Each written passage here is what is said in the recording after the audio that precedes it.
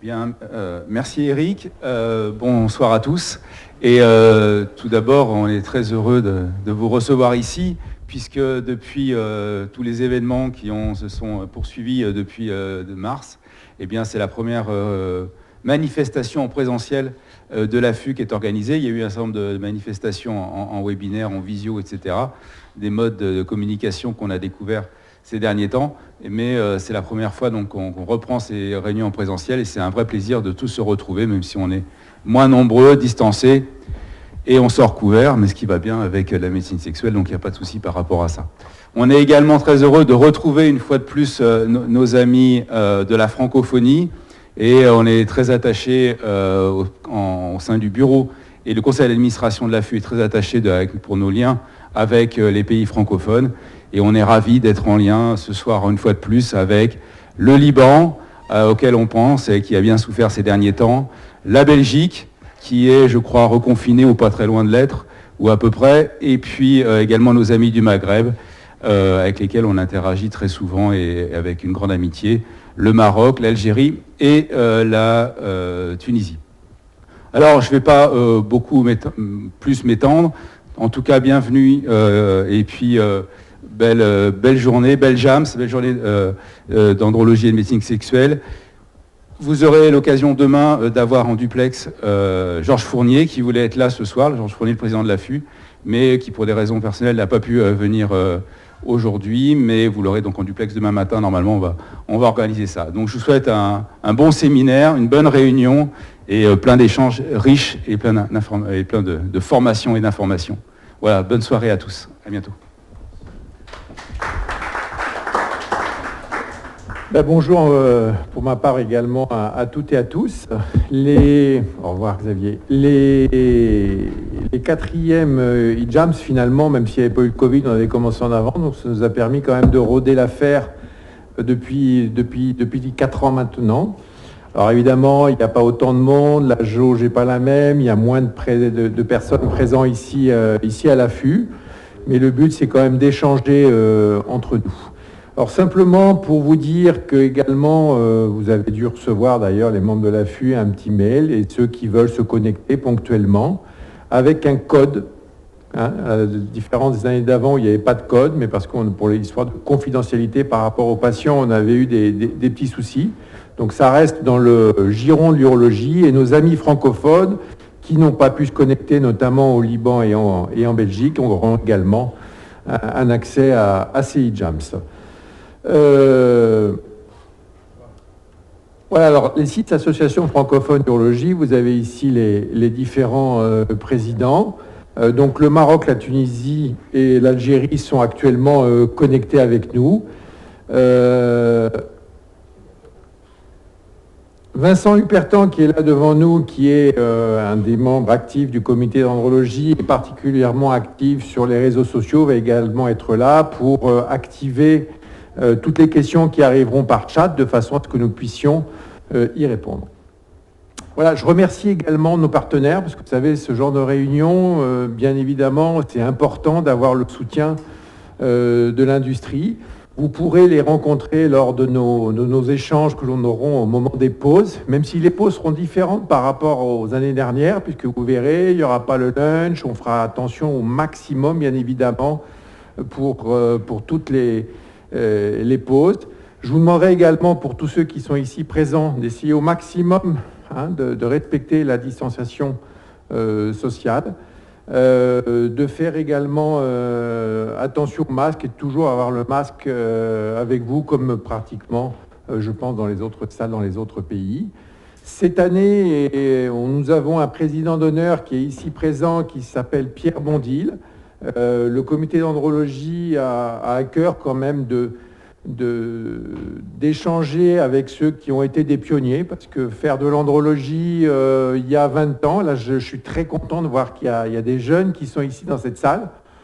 C'était loin d'être le cas, ne serait-ce que même il y a 4 ou 5 ans, et que quand ma génération, la génération de Pierre, et même les générations un petit peu plus jeunes, et bien quand on faisait l'andrologie, on n'était pas beaucoup, il n'y avait pas grand monde qui voulait faire cette spécialité-là, et c'est quand même quelque chose qui monte. Et Pierre Bondil, on reviendra demain matin sur ton fabuleux parcours, mais en tout cas, c'est quelqu'un qui nous a montré la voix, comme Dr Jean-Marc Rigaud et puis Dr Édouard Amar, qui étaient les derniers présidents d'honneur.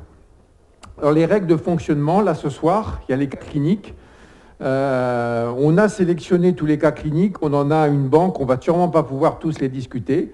Le but, c'est d'échanger. Alors d'échanger, bien évidemment, pour ceux qui sont ici, avec en même temps les différents pays. Voilà, parce que certains cas cliniques qui vont vous être présentés, certains viennent de certains d'entre nous, mais des cas cliniques viennent également des autres pays. Et puis Vincent et également les salles, tu es là pour nous dire au fur et à mesure les questions. Voilà le thème pour ce soir. Tous les cas cliniques, en gros, on est en staff, on est à la clinique, on est à l'hôpital et on discute des cas cliniques. Je vous remercie. Et donc, on commence maintenant avec Damien Carnicelli, qui est le... Ah, pourtant, je ne suis pas trop près. Ah, c'est parce que ça n'a pas été éteint, le micro. Voilà, qui est notre responsable pour les cas cliniques. Bonsoir. Bonsoir à tous. Alors, je commencerai par des remerciements à titre personnel pour Monsieur Bondil, qui m'a supporté pendant 3 ans et qui m'a beaucoup appris. Et voilà, je vous souhaite encore beaucoup de bonnes choses, Monsieur Bondil, et merci encore. Alors, pour les cas cliniques, un premier cas venant de Rabat. Donc, c'est un patient de 54 ans qui consulte pour une grosse bourse gauche qui évolue depuis déjà quelques années. Un patient sans antécédents, sans notion de traumatisme. Et puis, à l'examen clinique, vous voyez cette grosse bourse gauche, consistance plutôt ferme, pas sensible, le patient ne se plaint de rien visiblement, il n'y a pas de signe inflammatoire. Et les aires ganglionnaires sont libres. Alors, la question, qu'est-ce que vous faites ? Est-ce que vous avez des examens complémentaires ? Est-ce que vous passez d'emblée à la chirurgie ? Vous voyez ce patient en consultation.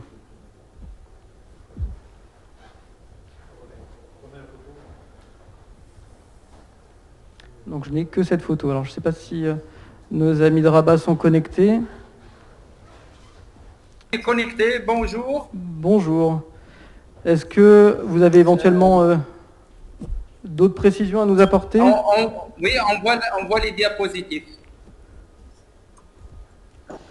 Donc, la prise en charge complémentaire, ce patient a bénéficié d'une échographie. On avait les 2 testicules qui étaient en place, avec des écostructures qui étaient homogènes, une varicocèle gauche sans particularité, les épididymes sans particularité, et la tuméfaction correspond à un contenu hétérogène et échogène.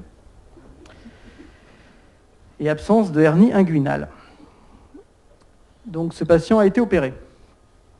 Et donc, on voit, justement... Oui, effectivement. Oui.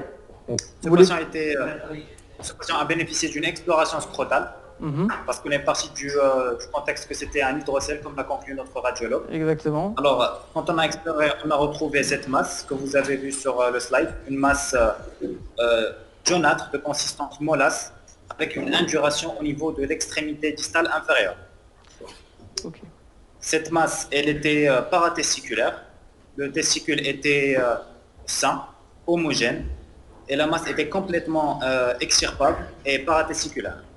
Mais excuse-moi, là, Antoine Fex, là, à quoi vous aviez pensé comme diagnostic avant? Et puis dans la salle, avant vous nous disiez un petit peu les choses, c'était quoi vos hypothèses diagnostiques avant d'envisager l'intervention chirurgicale? Je reviens sur la diapo d'avant. Oui. Alors, lorsqu'on a vu que c'était, lorsque notre radiologue a conclu un hydrocèle, on ne savait pas si c'était un hydrocèle réactionnel à une tumeur ou c'était inflammatoire. Du coup, il fallait faire une exploration scrotale pour connaître la conduite à tenir. Mais là, ça a évolué depuis 7 ans. Qu'est-ce qui l'a poussé à consulter cette année particulièrement? Effectivement, c'est la gêne dans sa vie quotidienne qui l'a poussé à consulter. D'accord.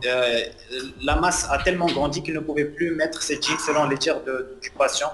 Chose qui l'a poussé à consulter. Sinon, il n'y avait ni douleur, ni signe inflammatoire, ni fièvre, ni rien du tout. Aucun signe associé. Très bien.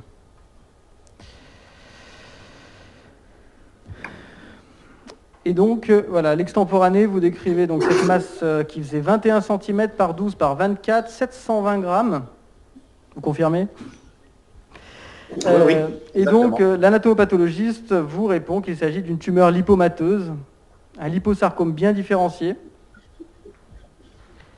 Exactement. Est-ce que vous avez eu Est-ce d'autres... qu'il s'agissait- Pardon? C'était un examen extemporané qui nous a confirmé qu'il s'agissait d'une tumeur lipomateuse bien différenciée. Du coup, on a laissé le testicule, comme vous voyez dans le slide qui suit. Le testicule était complètement sain. Exact. La masse était paratesticulaire. Du coup, il n'y avait aucune indication à la pulpectomie. Très bien. Est-ce qu'il y a des commentaires, des questions dans la salle? Eric Huyghe, je voulais revenir sur l'écho. L'écho, elle avait montré Oui. quelque chose qui était hyper échogène, j'ai entendu. Échogène, oui. Échogène. Oui, ce qui On voyait le permettait testicule. d'éliminer le diagnostic de l'hydrocèle, qui donne un contenu anéchogène. Donc on savait qu'on n'allait pas tomber sur une hydrocèle. J'ai une question dans la salle. J'ai obligé de vous dire de ne pas vous donner les micros. Vous nous posez des questions, on les dit, parce que si tout le monde touche les micros, ça ne va pas être simple. Une question pour vous de la salle, c'est comme l'hypothèse potentielle, c'était quand même d'avoir quelque chose de tumoral. Une incision inguinale avec le testicule au milieu, même si le testicule paraît sain, quelles sont les recommandations par rapport à la prise en charge et finalement d'avoir une prise en charge élargie, parce que vous parlez de liposarcome. Pardon, je ne vous ai pas très bien entendu. La question, c'était compte tenu des résultats de l'échographie de la clinique, une question Oui. de Ludovic Ferretti, qui fait partie du comité cancéro-OGE de l'AFU. C'était, comme il y avait quand même une suspicion de forme tumorale, enfin c'était quelque chose forcément d'assez rare, c'était la possibilité d'avoir quelque chose de tumoral, de ne pas faire envisager le classique avec l'incision inguinale, l'orchidectomie élargie à la masse paratesticulaire et d'avoir une excision en masse.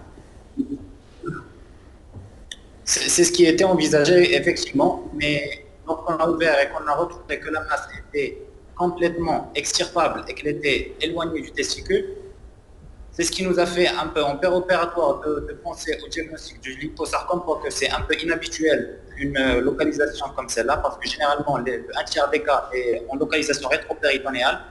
Donc une localisation paratesticulaire était un peu exceptionnelle, mais l'aspect macroscopique nous a fait penser à un liposarcome. Ok. Et puis, donc, l'anatomopathologie définitive conclut un liposarcome dédifférencié.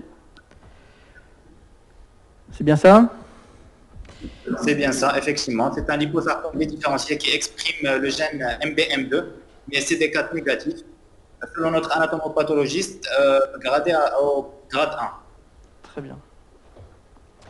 Et donc, la question à l'Assemblée, qu'est-ce que vous faites en examen complémentaire, en surveillance? Est-ce que vous avez d'autres choses à rajouter? Alors, effectivement, ce patient a bénéficié d'une IRM abdominale un mois en post-op, qui a mis en évidence une mucoselle appendiculaire. Ce patient a bénéficié d'une appendicectomie, qui a mis en évidence un néoplasme mucineux. Sinon, en post-op, le patient est revenu. Je laisse la parole à Ludovic Ferretti. Bonjour, juste une petite remarque. Quand on suspecte un liposarcome, théoriquement, il faut partir sur une voie inguinale. Alors, c'est vrai que c'est un peu délicat de rester sur une voie scrotale, parce que bon, après, c'est toujours très théorique, hein, entre la vraie vie et la théorie, il y a toujours des différences. Mais sur un cas comme ça, en théorie, on ne doit pas avoir d'effraction cutanée. Ça, c'est une première chose. Donc, une voie scrotale, c'est théoriquement pas envisageable. Et deuxièmement, la règle sur un liposarcome, ça reste de faire une chirurgie élargie au cordon. Donc après, tout est possible, mais c'est vrai que c'est un peu troublant de voir. Alors c'est intéressant de voir justement comment ça évolue, parce que ça, c'est des dogmes, hein. Peut-être que ça changera aussi. Hein. On ne peut pas tout savoir, on ne peut pas être certain de ce que ça va donner.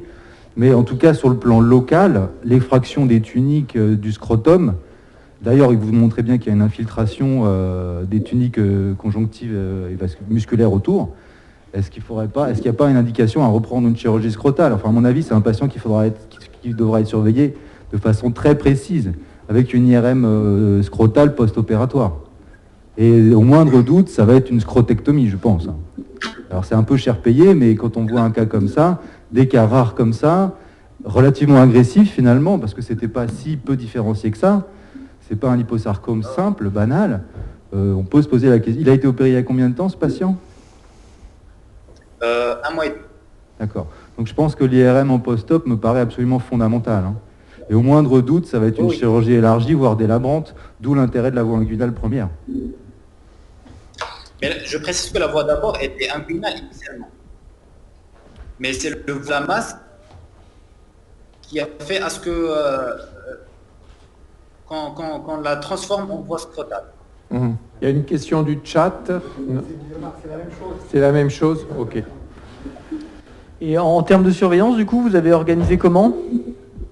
La surveillance, c'est le patient est revenu nous voir à 1 mois en post-op. Le volume scrotal était normal. À la palpation, les testicules étaient homogènes, pas de signe de récidive. Et on a décidé qu'on allait faire une surveillance aussi bien clinique qu'échographique, voire même IRM s'il y a indication chaque 3 mois la première année. Après, ça sera chaque 6 mois s'il y a absence de signe de récidive la première année. Ok.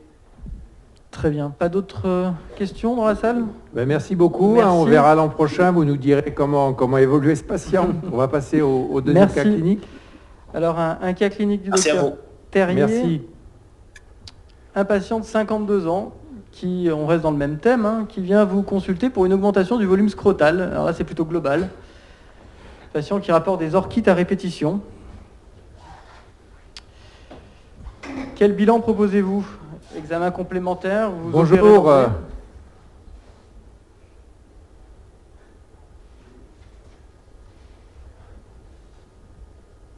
Bonjour, on vous voit. On voit le Maroc. Oui. Bonjour. Bonjour, ben merci d'être avec nous. On vient de Merci présenter beaucoup. le premier Merci cas beaucoup. clinique. Vous voulez dire un petit mot? Oui, au nom du bureau de l'association marocaine d'urologie et des urologues marocains, je vous remercie Antoine. Je remercie aussi la FI qui me permet de se connecter et de rester en relation malgré les difficultés actuelles de la pandémie. Merci encore une fois. Eh bien, merci. Donc on va continuer sur le... Merci. On va continuer sur le deuxième cas clinique. Damien, je te laisse la parole. Un patient de 52 ans, augmentation du volume scrotal, là, cette fois globale, on n'est plus sur de l'unilatéral. Un patient qui rapporte des orchites à répétition. Que faites-vous? Que demandez-vous? Examen complémentaire, vous l'opérez d'emblée? Dans la salle. Ça évolue depuis combien de temps? Ça évolue depuis plus d'un an. Des signes inflammatoires? Je te le tiens. Parce que là, on voit pas bien, on voit que c'est rouge, mais c'est au bloc. Alors là, il n'est pas en phase inflammatoire. C'est un patient qui, depuis plus d'un an, fait des orchites à répétition. Là, c'est 2 fois moins gros que ce qu'il est quand il est en période d'orchite.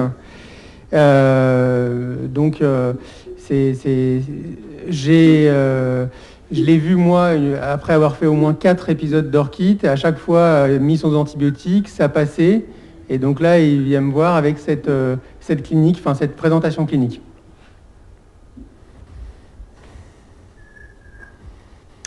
Alors, les examens Est-ce que à la complémentaires. palpation, on arrive à Est-ce que, pardon, on n'a pas entendu?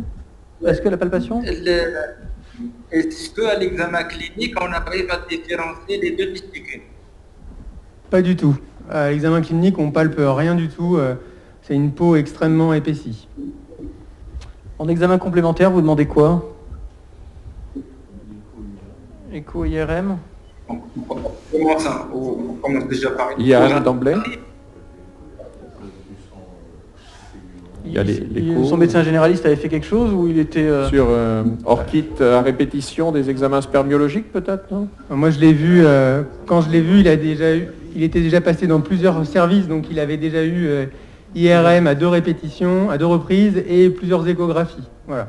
D'accord. Donc, mais bon, je pense que si je l'avais vu une première fois comme ça, j'aurais demandé d'abord une écho et après peut-être une IRM, mais en premier une écho de débrouillage. Ok. Donc l'écho, apparemment, il n'y avait rien de particulier, je présume. Et à l'IRM, pardon? En fait, l'IRM comme l'échographie ne montre rien au niveau du parenchyme testiculaire. D'accord. On n'a pas demandé dans le passé, il a vécu outre-mer. Alors oui, il a eu tout un... Non, il n'a pas eu ça. Pendant un moment, on a suspecté une fièvre méditerranéenne familiale. Ça a été éliminé.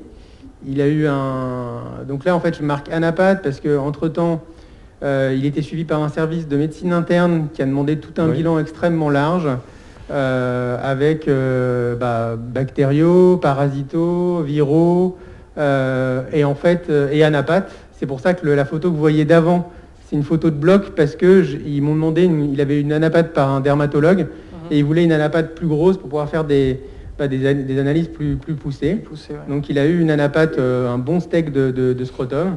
Et en fait, voilà le résultat de l'anapath.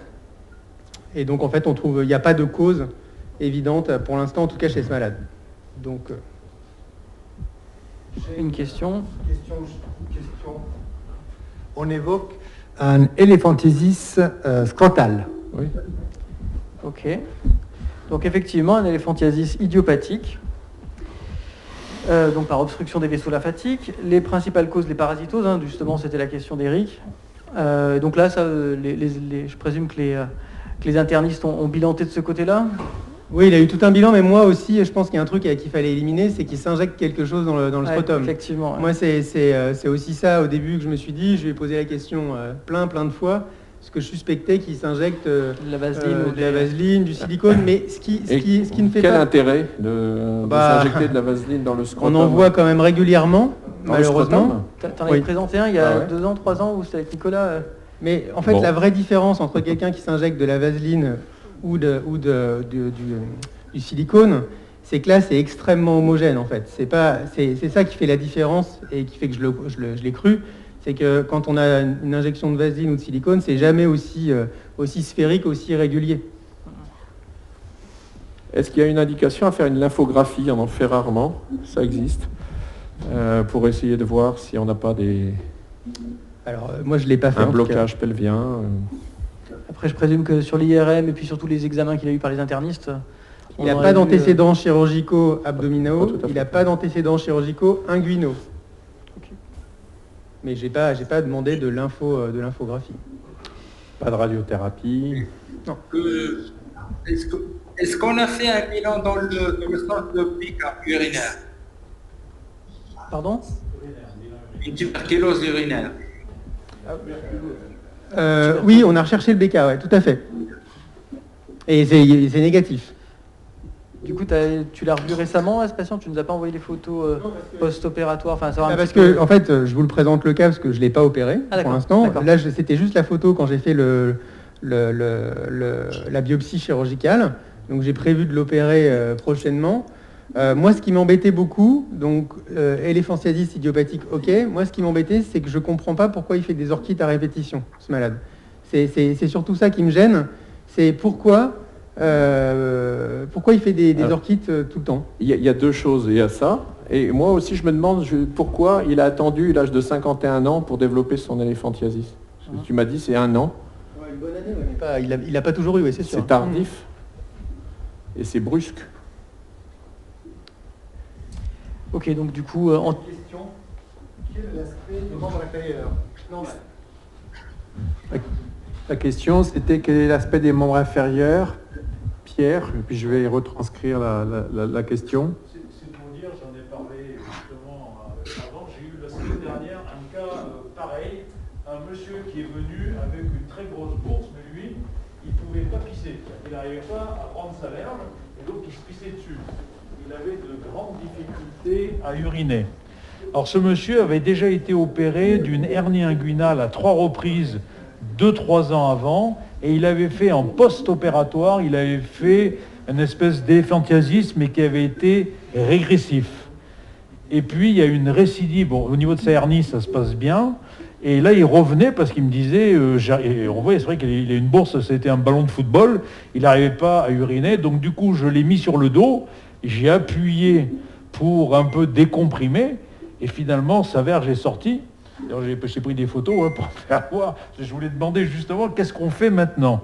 Donc, je pense que c'est une séquelle de la chirurgie inguinale, avec des problèmes, mais on enlève, c'est pour ça que j'en discutais avec notre ami pour voir un petit peu est-ce que vous avez des idées, qu'est-ce qu'on fait pour lui. Alors j'ai demandé, parce que les femmes qui ont des gros bras, je sais qu'on fait de la kiné après les cancers du sein. Est-ce qu'on peut éventuellement l'utiliser là? Je ne sais pas. Je ne sais pas si tu as une idée de kiné là, de ce côté-là, mais j'ai un peu de problème là. Parlons pas trop en même temps, parce que sinon personne va entendre dans les autres salles. En fait, le problème par rapport à un problème de drainage simple, c'est que là, la peau, elle fait 5 cm d'épaisseur, quoi, totalement infiltrée. Je précise aussi qu'il n'y a aucun épanchement, il n'y a pas d'hydrocèle réactionnel, il n'y a vraiment rien du tout. Et là, il n'est pas infecté, là, quand c'est sur la...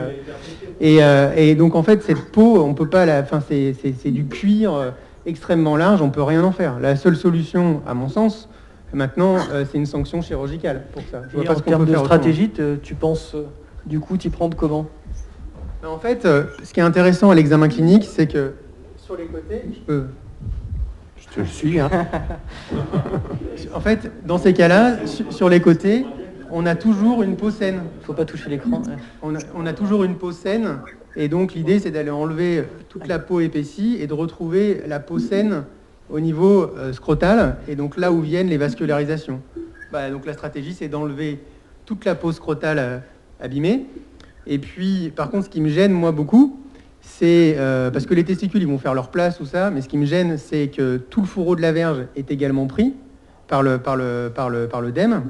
Donc, moi, ce que je lui ai dit, c'est que je verrai si je peux, en gros, faire un peu des lambeaux pour avancer, mais je pense que je serais amené à lui faire des micro-greffes, des greffes au dermatome de peau mince.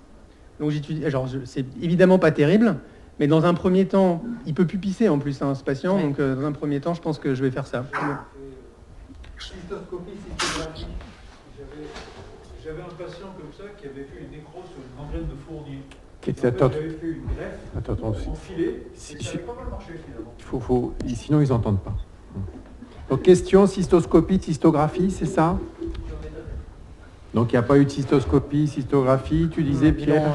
Un bilan urinaire, oui. On pourrait peut-être demander à nos amis du Maghreb, parce qu'ils doivent probablement voir plus que nous des cas comme ça. Moi, une fois, après, j'avais fait une greffe enfilée, après avoir fait... C'est une nécrose cutanée après une fournier, c'était différent.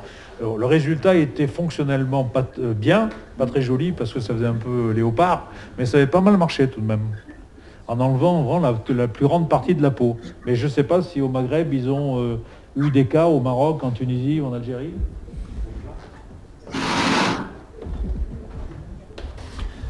Les cas qu'on observe, c'est des cas d'origine parasitaire. D'origine parasitaire. Que quand c'est un cas d'origine parasitaire, la prise en charge te paraît différente? Non, c'est pareil. Mais la parasitose, comment la prise en charge par rapport à la parasitose initiale? Par exemple, le plus fréquent qui est incriminé, c'est ce qu'on appelle le microfilaire loa-loa. Donc, on essaie de le retirer. Et est-ce que vous avez un traitement de la parasitose qui pourrait faire régresser médicalement les choses, ou il n'y a pas d'option de ce côté-là, d'option médicale quand c'est une parasitose? Pas forcément une option médicale. Et vous le tentez toujours? Vous tentez toujours un traitement médical? Vous avez un traitement antiparasitaire particulier?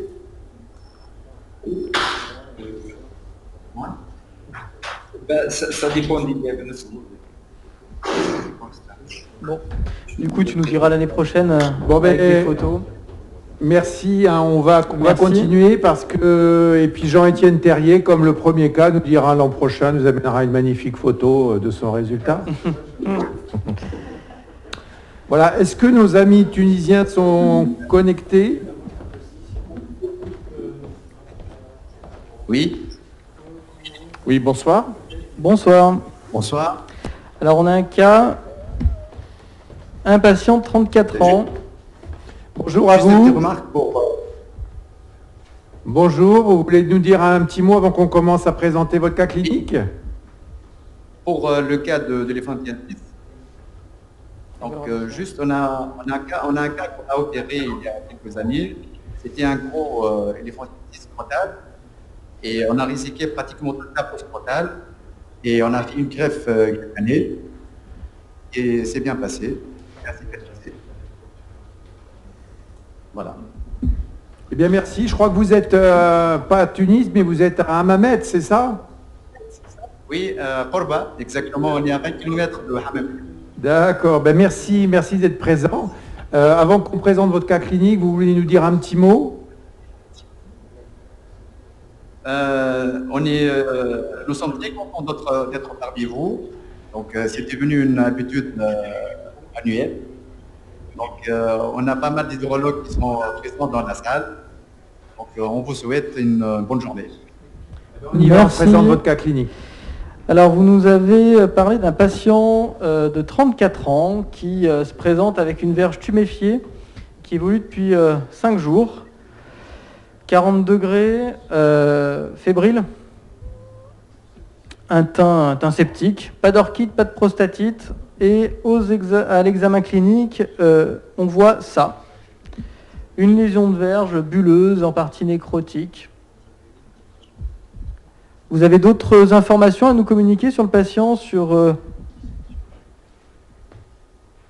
éventuellement ses antécédents, s'il a une maladie chronique, s'il fumait, s'il... Oui. Oui, justement. Donc, c'est un patient âgé de 34 ans, c'est un pathologique stable, ni médicaux, ni chirurgicaux. Il ne fume pas de notion de rapport non protégé, pas de notion de infections sexuellement transmissibles. N'a aucun antécédent familial. Donc voilà, elle s'est présentée cette symptomatologie. En fait, tout ça évolue depuis.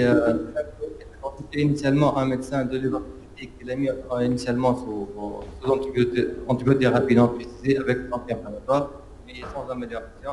Donc elle a embarqué dans ce tableau. On n'a pas tout bien entendu. Donc il a des antibiotiques et des anti-inflammatoires, c'est bien ça? Oui, oui. Quel antibiotique? Ça n'a pas été précisé. Ok. Alors dans la salle, là, si vous mettez un Qu'est-ce traitement, que- vous faites quoi? Qu'est-ce que vous faites? Les jeunes? C'est vous qui allez le recevoir aux urgences? Donc il tolérait plutôt mal, hein, c'est bien ça d'après ce qu'on comprend dans votre cas clinique. Est-ce qu'il s'était mis quelque chose comme un élastique, des cheveux, quelque chose comme ça pour faire un anneau de constriction? Pardon, je n'ai pas entendu. C'est au-dessus. Non. On a le frein ici. Il y a une question, c'est est-ce qu'il a mis un anneau de constriction ou est-ce qu'il y a eu un traumatisme? Qu'on avait eu un cas clinique l'an dernier ou il y a 2 ans avec un cheveu posé là qui avait fait Chez un nécroser enfant, un ouais. gland de Ça la n'a pas été grand-mère fait. pour En fait, éviter le... On parlait de syndrome de tourniquet, c'est pas un syndrome de tourniquet. Il n'a rien utilisé. En tout cas, rien de retrouvé à l'anamnèse, quoi. Ok. Et le bilan septique, c'est localisé au pénis. Il n'y a rien ailleurs. Il n'a pas une endocardite, il n'a pas quelque chose, parce que 40 de fièvre, c'est étonnant. Quand même. C'était pas le Covid. Non, surtout pas. C'était avant le Covid. Ok. Donc vous faites une ECBU qui revient stérile, un bilan biologique qui est normal, même pas une CRP, quelque chose d'élevé. Si, il avait un syndrome inflammatoire biologique avec Ok. des globules blancs à 2000, CRP à 90, fonction rénale correcte et un CBU négatif. Ok. Donc les Avec un thorax également normal. Donc initialement, il n'avait pas aucun incroyable, à part cette lésion de la verge. et les aires inguinales qui étaient prises, c'est bien ça. Donc Des ganglions qui Oui, n'étaient pas d'aspect sur- tumoraux, c'était plutôt infectieux, c'était mobile, c'était comment? Sur le plan clinique, on n'a rien trouvé à l'examen. Il n'y avait pas d'adénopathie inguinale. Les deux testicules étaient en place, taille normale, indolore. Tout l'examen a été parfaitement normal. Et du coup, vous avez demandé une écho, c'est bien ça? En fait, l'échographie a été demandée par le médecin. Ouais. Il recherchait quoi? C'était quoi le but de cette échographie? Bon, justement, c'était, à mon sens, un examen abusif. Mais par contre, on a objectivé des adénopathies inguinales, centimétriques, bilatérales. Ok, donc on voit bien hein, l'aspect bulleux. Donc après, ça évolue comme ça sur ce mode-là de nécrose. C'était comment? C'était Oui, au bout de- ça au bout suintait, de c'était 40 plutôt heures. sec. Initialement, comme vous voyez, la lésion a été flectionnulaire, macérée, humide. Donc, initialement, on a tenté de mettre le patient sous triple antibiothérapie à base de céphalosporine de troisième génération, des aminosides avec des flagyles. Et on a décidé de temporiser. Et ceci est l'aspect à 48 heures pour l'antibiotique. D'accord. Voilà, Est-ce que vous faites à ce stade-là des examens complémentaires? Vous l'opérez, vous débridez? Qu'est-ce qu'on peut faire? Qu'est-ce que vous ferez? Qu'est-ce que vous auriez fait dans la salle? Ouais. Après, il y a le contexte des anti-inflammatoires qui sont quand même évocateurs. Donc, Plusieurs questions sur la prise des sulfamides, sur dermatose bulleuse, voire syndrome de Lyle. Localisé au niveau de la verge, du coup. Ailleurs, on est d'accord, il n'y avait rien du tout. Hein. Syndrome de Lyme. Sur- D'ailleurs. Maladie de Lyme, le tic. Là, Ah, là, j'ai compris Lyme, d'accord. Donc pas de prise d'antibiotiques auparavant, rien du tout. Non, non. Ok, très bien. Ouais. Ça s'est un peu étendu. Ouais. Donc du coup, vous êtes passé au bloc opératoire. Oui. Donc vous avez, bloc opératoire. vous avez fait une En fait, c'est nécrosectomie. l'aspect opératoire. En père opératoire, on a fait un débridement plus ou moins extensif de cette nécrose que vous avez vue. Il y avait en fait également une petite ulcération au niveau du gland qu'on a biopsié. Mhm. Donc, et ceci, c'est l'aspect post-opératoire. Ok, J'ai il y avait- vu post-opératoire. Il n'y avait pas de pus, il n'y avait rien sous la peau. C'était vraiment localisé sur ce qu'on voyait macroscopiquement, quoi. Oui, c'était localisé au niveau des deux faces ventrales et dorsales de la verge. Il n'y avait pas de pus. Il y avait des tissus nécrotiques dévitalisés. Ok. Ouais, d'accord, il n'avait pas eu de Avec des- fibroscopie, de gestes endourologiques. Hein. Pardon? Parce qu'on voit qu'il a éventuellement le fil sur le ventre. Est-ce que c'est un catécus pubien? Est-ce que... Non, le patient n'a pas eu de retention aiguë d'urine et l'urine normalement n'a pas été gênée sur le plan externe, donc c'est pour ça qu'on n'a pas drainé. Ok. Bon. La question qui se pose, c'était de drainer. Vous avez fait une greffe de peau, vous avez cicatrisation dirigée? Justement, en fait, on a vu ce patient avant la période du Covid. On a prévu une greffe cutanée au dermatome, mais le patient a été perdu à cause de la pandémie. Et voilà, à 3 mois post-opératoire, il nous a reconsulté avec cet aspect. En fait, il a eu une cicatrisation spontanée, sans obturation, sans incurvation de la verge. C'était une cicatrisation qu'on peut considérer comme parfaite, entre guillemets. Cicatrisation spontanée, vraiment, ouais. C'est une cicatrisation spontanée, on est Dirigée. d'accord. Il n'y a rien eu, il y a eu des soins locaux et c'est tout. Oui. Ok, donc là on voit l'aspect à, Le corps est avec- l'aspect à 3 mois et pas de problème urinaire, on est d'accord. Hein. À aucun moment il y a une fistule, à aucun moment vous avez fait quoi que ce soit. Il urine normalement, il n'y avait pas d'atteinte de rectum comme initialement, il n'y a pas de fistule, mais il a gardé une bonne fonction érectile. Ok, très bien. La question qui se pose du coup... La lésion initiale et les anti-inflammatoires. Ouais, exactement. Donc, vous avez conclu à une gangrène pénienne. Donc là, on Oui. était plutôt en forme Une sèche, d'après les photos, ou en gangrène humide. En fait, Vous la comparez à une ça gangrène de paraissait on l'a considéré initialement comme une gangrène humide. Et avec sous antibiotiques, on a observé l'assèchement des lésions. Avec même à l'anapathe qu'on a adressé au laboratoire, ça a montré des lésions inflammatoires, nécrotico-hémorragiques non spécifiques, sans signe de malignité et avec des vaisseaux thrombosés. Il y avait des microthrombie vasculaires. Ok. C'est pour ça qu'on a affecté la calciphylaxie et on a complété par un bilan phosphocalcique qui était normal. Et la PTH également était normal. Elle n'avait pas d'hyperparathyroïdie. Donc on a présenté ce cas dans le sens où c'est une gangrène humide sans cause évidente. C'était une gangrène idiopathique, entre guillemets. Merci. On a encore une question Merci. avant de finir ce cas clinique. J'ai une petite question. Au moment où le patient présentait les zones de nécrose qui avaient l'air, en tout cas sur les photos, de se stabiliser, pas sûr, est-ce que comment il était sur le plan général et sur le plan biologique? Initialement, Non, au moment à 48 heures. on a objectivé la régression des syndromes inflammatoires biologiques et l'amélioration même sur le plan clinique. Elle a décroché, il n'était plus fébrile. Au bout de 24-48 heures. C'est-à-dire que le syndrome inflammatoire et la clinique s'est améliorée dès que vous il avez est- mis l'antibiothérapie en route en attendant le bloc opératoire, c'est ça? Oui, exactement. Ok. Ok, merci. Bon, hein. merci à vous. On va passer à un autre cas clinique.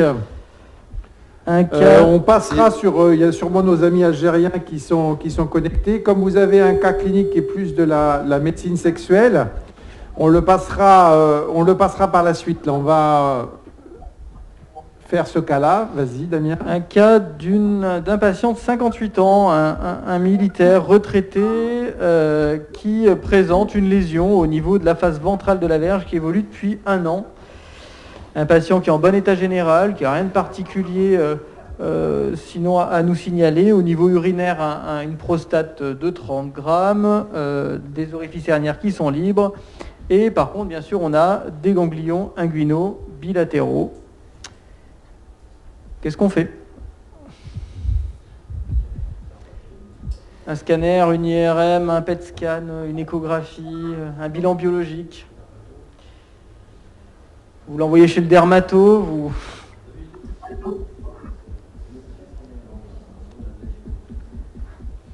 Est-ce que vous avez d'autres précisions à nous apporter sur ce patient?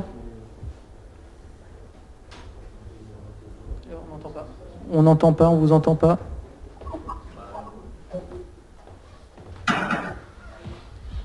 Juste une seconde, on vous entend pas.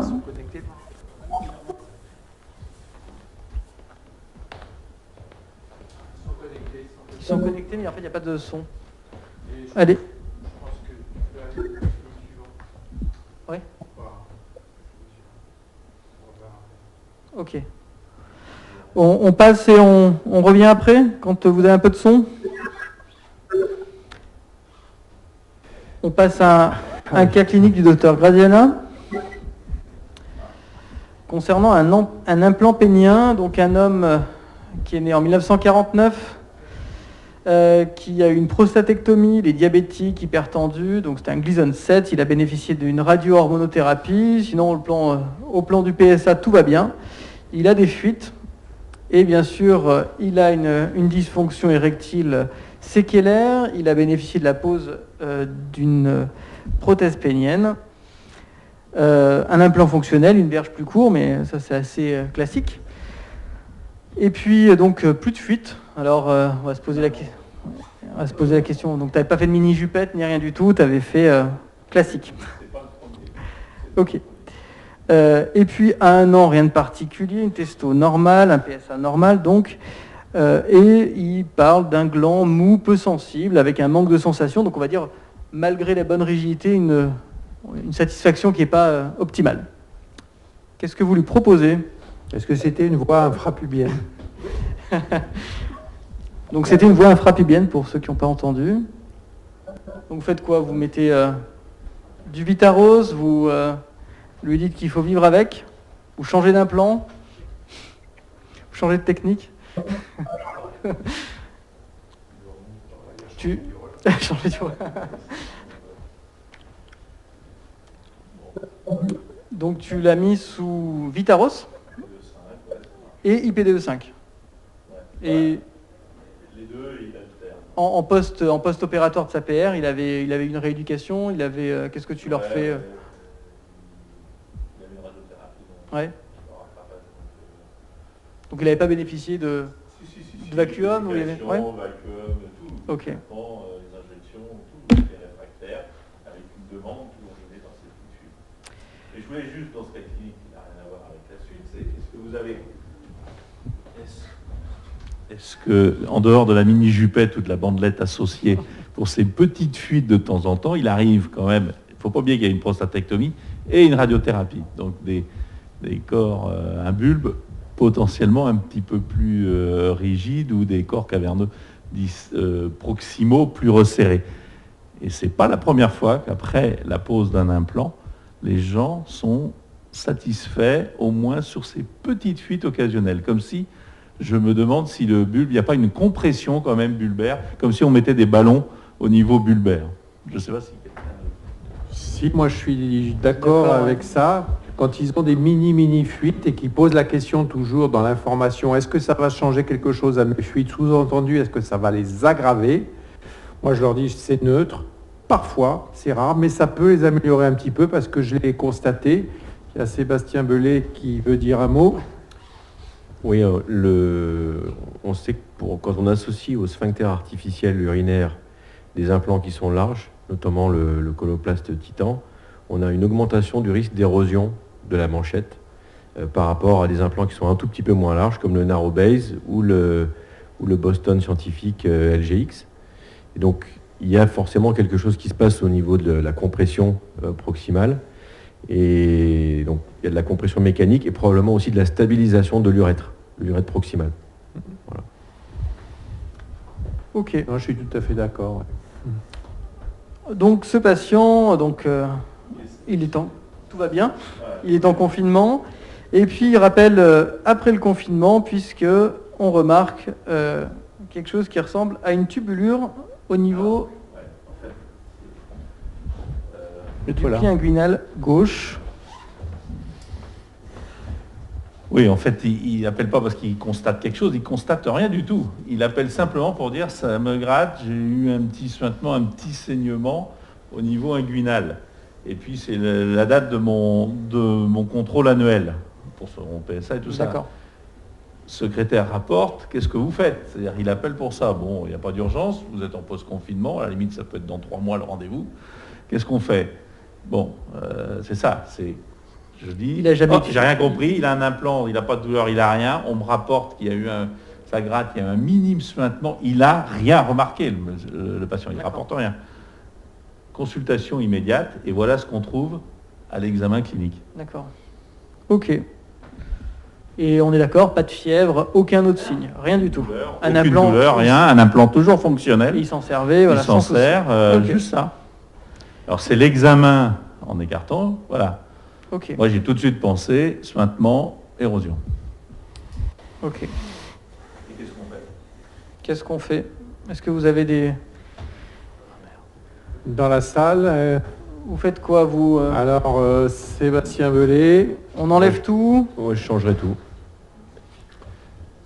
Sébastien Belay change tout. Moi, c'est clair, hein, je change tout. Sauvetage, implant malléable. Voilà, c'est assez simple avec la manœuvre, les antibiotiques, 3 semaines. Si. Voilà, c'est un cas typique. Donc, moi, j'ai eu ça exactement une fois, pareil, avec la tubulure. On lave, des litres. Et alors la question, voilà. Le débat dans la salle, c'est est-ce que on met des implants souples ou est-ce qu'on met des dégonflables? Je pense qu'il y a 2 cas de figure. On change, il y avait une érosion, donc potentiellement il est colonisé, il est infecté. Mais il n'y a rien au moment où on enlève. Corps caverneux, les cylindres, tout est propre, tout est nickel. Donc De là à dire, on n'est pas dans une infection majeure pour aller mettre un implant semi-rigide, malléable de sauvetage, où on met rien et on y revient 6 semaines après quand c'est plus propre. Là, les diabétiques, enfin c'est une infection, une colonisation réelle, mais sans infection clinique, donc c'est lavage et changement. C'est combien de temps après l'intervention? 2 ans. 2 ans après. Il y avait en premier Ludovic Ferretti. C'était juste une remarque effectivement sur l'implant malléable. Je suis d'accord avec toi Jean-Pierre, moi aussi j'aurais mis un implant gonflable, sachant qu'il n'y a pas d'infection aiguë. On peut faire une procédure de sauvetage et remettre un implant gonflable, mais cette fois les tubulaires de l'autre côté. Sébastien, touche pas. Excuse-moi, j'ai touché le micro. Dans ce que je voulais dire, c'est que très souvent, quand ça s'érode comme ça, c'est que l'implant est déjà infecté en dessous. C'est pas une érosion mécanique, je dis pour ceux qui ont un peu moins l'habitude, c'est pas en se grattant qu'il a fait une érosion, ou l'érosion elle-même est déjà le signe d'une infection. Et bien sûr, deuxièmement, quand le matériel est exposé, c'est la source d'une surinfection par le contact avec la peau. Et il est diabétique, l'hémoglobine glyquée, quand tu l'as opéré, il était stable. Mon expérience pendant les procédures de sauvetage, c'est que Serge, j'entends Ludovic et Jean-Pierre qui nous parlent de remettre un implant gonflable. Dans la littérature, on sait que la littérature de la procédure de sauvetage, la fameuse série de Malkaï, il y avait 84%, donc 16% de sepsis post-op. Il n'y a pas de règle, il n'y a pas de recours comme quoi il faut mettre derrière une malléable absolument ou souple, ou alors une gonflable. Bon, la seule fois où j'ai fait une procédure de sauvetage avec gonflable, parce que justement c'est dans un cas un petit peu similaire, j'ai été dans les 16%. Donc c'est vrai que moi je me dis, il faut sauver les corps caverneux, parce que c'est ça qui pose problème en poste. Et moi je leur dis toujours, c'est 2 interventions. Et si ça ne vous satisfait pas, 6 mois plus tard, on change. Mais c'est pas du tout... voilà, moi je pense que j'en parle avec le patient et je lui donne, entre guillemets, ma préférence. Il me dit, faites tout pour me remettre une gonflable. Pourquoi pas? Assez souvent, quand même, on n'est pas dans des situations comme ça de mini-érosion. C'est plutôt le scrotum, et le scrotum, il est pris, et ça paraît difficile de mettre une pompe là-dedans. Après, érosion, moi j'ai eu une érosion par morsure quand même sur les tubulures une fois dans des jeux sexuels. Donc c'est pas que un sepsis larvé. C'était un cas un peu particulier. Mais dans une procédure, si on fait le changement, on enlève, on lave, on referme, on refait un deuxième champ, on renettoie, on repose sur un champ tout à fait propre. C'est quand même dans la procédure. Alors effectivement, l'érosion est le signe d'une infection, mais je me pose la question, là quand même, que la tubulure devait être vraiment sous-cutanée, très proche, et comme un appui permanent, au bout d'un moment, ça s'érode aussi. Et voilà. Tu l'as repris par quelle voie? La reprise, c'est la même voie, infrapubienne, puisqu'il est déposé en infrapubienne, c'est obligé d'aller chercher les tubulures là. Mais puisque la pompe et les tubulures étaient à gauche, c'était repositionné à droite. Okay. Et là, on est à combien de temps post-op? 3 mois. Je l'ai revu là la semaine dernière. À 2 mois et demi, 3 mois, il n'y a pas de signe. Il y a un nouveau fonctionnel, il n'y a pas de signe. Voilà, j'attends la suite. Moi, je pense que ce sera intéressant pour l'an prochain, parce qu'on ne l'a jamais fait pour l'instant. L'an prochain, la première diapo des cas cliniques de prochaine jam, ce sera tel patient avec le suivi, parce que c'est quand même intéressant de suivre. Ok, donc tu nous donnes quelques conseils. Donc bien enfouir les tubulures. L'enfouissement des tubulures, c'est à la fin, on ferme. Je pense que tout le monde est plus relax, ouais. Ouais, mais c'est vachement important, parce que je pense que c'est probablement une des causes de cette érosion. Le tabagisme, tu avais... C'est une revue de la littérature, une méta-analyse de cette année, de Bennett, où un des facteurs de l'infection, 8%, dans la littérature, ils disent toujours 1 à 2%, classiquement, avec les implants imbibés ou autres, mais il sort quand même, certes c'est rétrospectif, mais 8%, et les facteurs, c'est un diabète mal équilibré, le tabac qui sort, et puis dès qu'on a un implant, avec une procédure haute associée. Donc le tabac, j'ai découvert sur ça que le tabac, et toi, quelqu'un qui fume, il y a peut-être des problèmes cutanés, cicatriciels. Et toi, personnellement, quand tu as un patient diabétique, au bout de combien, quel cut-off tu te mets pour l'hémoglobine glyquée? Quelqu'un qui est bien suivi, après... Moi, personnellement, je mets 7,5%, moi, la barre, mais je la mets très basse. Mais il n'y a pas de dogme, il y a marqué quand même bien équilibré, moins de 8%. Sébastien? Il y a une publication là, cette année dans la revue Arab Journal of Urology, où on sait qu'ils sont... c'est une revue donc Ils sont tous diabétiques. Oui, c'est une revue de la péninsule arabique, si j'y arrivé. C'est une revue saoudienne. Ils disent que jusqu'à 8% d'hémoglobine glycosylée, ils n'ont pas de surrisque d'infection. Bon, je pense qu'il faut surtout qu'il soit équilibré. Comme tu le disais, s'il est tout le temps à 8 quand on fait gaffe, il y a des malades, on n'arrive pas à les faire baisser plus. Là, le malade, si on voit qu'il est à 8 alors que là, dans l'année, il était à 6,5, 7, bon, bah là, par contre, je pense qu'il faut lui demander de refaire un effort. Et après, est-ce que tu fais du vacuum? Tu fais quoi pour éviter la rétraction de verge après une infection comme ça? Non, il a son implant. Oui, une partie a d'implant. rien. Il utilise. Il gonfle. Oui, c'est ça. Hein, Après, je fais attention quand même sur l'érosion, moi, quand même, de regarder les ongles. Là, il y en a des fois où si c'est la partenaire qui gonfle, attention, il y a des partenaires qui ont des ongles longs. Des fois, on ne sait pas trop qui va faire fonctionner l'implant. Hein. J'ai vu une fois la peau érodée par les ongles de la partenaire. Ok, très bien. Merci Jean-Pierre. On passe à un autre cas clinique. Alors, nos amis belges. attends, il faut qu'on sache d'abord est-ce qu'ils sont connectés, hein, pas trop vite. Est-ce qu'il y avait des questions sur ce cas d'implant éventuellement Tunisie, Maroc, Algérie. Je voulais demander Est-ce que nos amis algériens sont connectés? Je voulais demander à l'opérateur oui. comment ça s'était passé. Damien, tu passes le cas clinique d'Algérien, s'il te plaît. Voilà, donc là, on va changer un petit peu de thématique. Bonjour à vous, vous nous entendez bien? Bonjour tout le monde, on vous entend bien d'Alger. Eh bien, merci d'être là. Donc vous nous avez envoyé un cas clinique de médecine sexuelle, hein, c'est pas de la chirurgie, mais bon, ça va nous changer un petit peu. Vas-y Damien. Alors, on nous parle d'une dysfonction érectile chez un polygame. Donc c'est un patient de 55 ans, hypertendu, bien équilibré, un BMI à 28. Et il est polygame depuis 4 ans. Et il consulte pour une dysfonction érectile d'apparition récente, qui est de plus en plus invalidante avec le temps, uniquement avec sa seconde épouse. Un examen clinique sans particularité, un examen biologique, des examens biologiques normaux, faits par son médecin traitant. Alors, premier ménage, une femme de 47 ans, sans profession, mère de 4 enfants, et il est marié avec depuis 25 ans.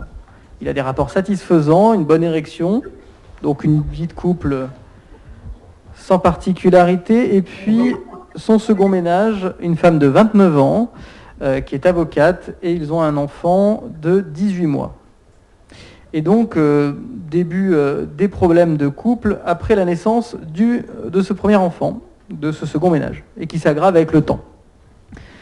Une mauvaise érection, donc une conjugopathie, probablement dessous, et une éjaculation précoce, prématurée, qui arrive uniquement avec cette partenaire et pas avec la première, qui est bien sûr au courant de ce second ménage. Avant que tu continues, j'ai une question. Le taux de polygamie en Algérie, parce que nous, on n'a pas trop de notion de ça. On n'a pas de chiffres réels, ça n'a jamais été étudié de façon statistique. Donc, sur le plan, il y a des mariages polygames, mais qui ne sont pas inscrits sur le registre d'état civil. Et d'autres qui sont inscrits, donc on ne peut pas avoir des chiffres réels. Mais tu dois quand même, enfin vous avez quand même en consultation, vous devez savoir à vue de nez les choses. Est-ce que c'est 5%, 10%, 30%, 100%? Oui, à la hauteur de 3-4% du polygame. Donc c'est finalement assez rare. Oui, c'est assez rare.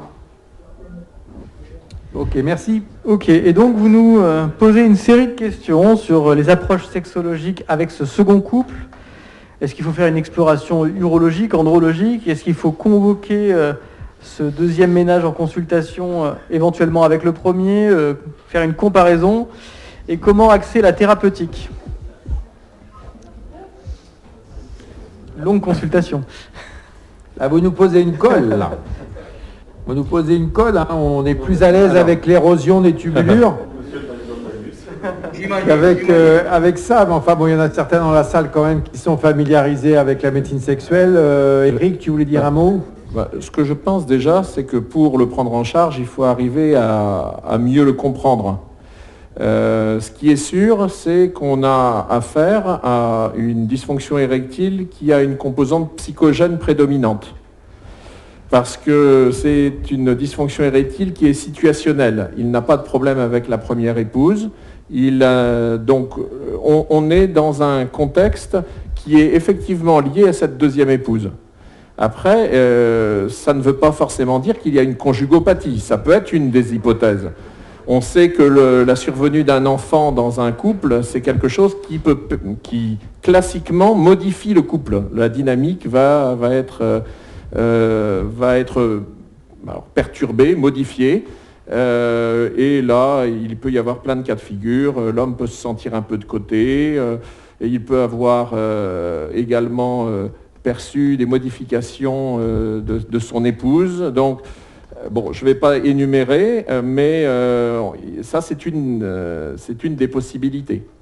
Et après, il y a aussi, et on le sait bien, la possibilité de rentrer dans un cercle vicieux.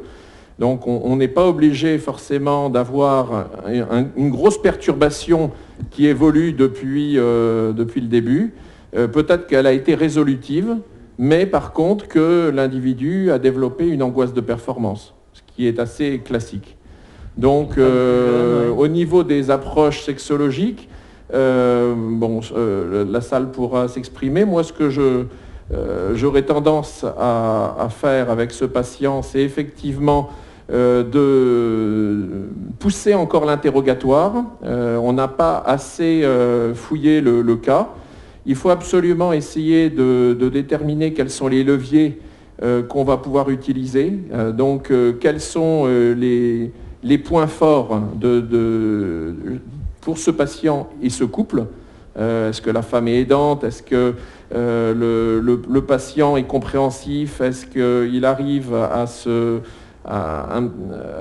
finalement à modifier un petit peu son comportement? Donc là, il y a des éléments qu'il faut essayer de juger. Puis une fois qu'on aura bien fait les zones de force et puis les faiblesses, essayer de travailler sur toutes les zones de faiblesse pour essayer de le tirer vers le haut.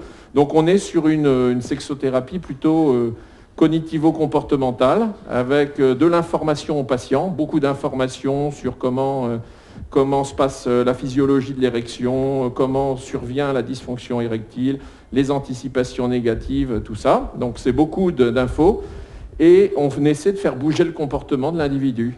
Et puis quand même, comme je suis urologue et que je ne suis pas du tout sexologue, même si je m'y essaye là devant vous, je mettrai du tadalafil. Moi, j'aime bien le traitement en continu. Plutôt que du traitement à la demande, mais ça se discute avec le patient. Je crois que ce qu'on peut dire aussi, qu'on peut ajouter comme message, c'est que là, tu nous présentes un cas clinique de dysfonction érectile avec le cahier des charges, et notamment 2 épouses, de rappeler à tout le monde, donc notamment aux plus jeunes, qu'il faut poser la question quand vous avez quelqu'un qui a une dysfonction érectile, savoir si cette dysfonction érectile est situationnelle.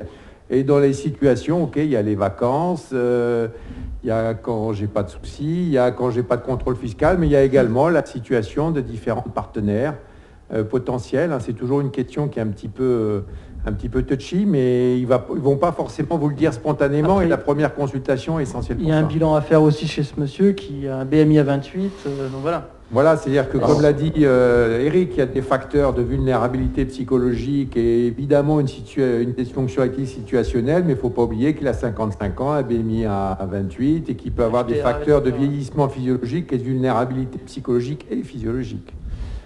Bon, en tout cas, merci pour ce cas clinique. Merci. Et puis demain, on aura Carole Burté, et notamment, qui est un de nos médecins sexologues de l'Association française d'urologie, qui pourra éventuellement nous éclairer un petit peu plus. On va retourner vers la Belgique avec notre ami Maxime. Bonjour Maxime. Bonjour. Tu nous entends? Oui, je vous entends très bien. Vous m'entendez aussi? Eh bien, merci d'être là. Donc, désolé que vous n'ayez pas de salle et puissiez vous réunir. Mais en tout cas, Donc, merci beaucoup. Merci pour l'organisation. Merci de nous permettre de présenter un ou l'autre cas clinique. Et puis, voilà, on est très content de participer quand même en forme non présentielle à cette réunion. Voilà. Ok, Damien va présenter le cas clinique, puis on te posera des questions au fur et à mesure. Donc c'est un jeune homme de 24 ans, d'origine guinéenne. Il a présenté un priapisme aigu en 2010, douloureux, qui a été traité après 48 heures par ponction, vidange, lavage. Ensuite, il avait une flaccidité toujours incomplète, une dysfonction érectile sévère. Et puis, 2017-2018, 2 nouveaux épisodes. Toujours un priapisme aigu qui a été traité de la même façon. Et puis, un patient qui rapporte un prurit généralisé depuis de nombreuses années et des lésions de grattage, des lésions cutanées. Qu'est-ce que vous faites? Alors, comme tu le sais, Maxime, on a notre président d'honneur, c'est Pierre Bondil, hein, c'est un de nos experts priapisme en France. Donc là, Pierre, tu es le... Attends, je t'amène le micro, Pierre. Quelle est la plainte actuelle? La plainte, c'est quoi? C'est un problème d'insuffisance érectile. Actuellement, il vient pourquoi? Ou parce qu'il vient en nouveau priapisme? La plainte, elle est double. Donc, on le récupère après ces 2 nouveaux épisodes de priapisme ischémique.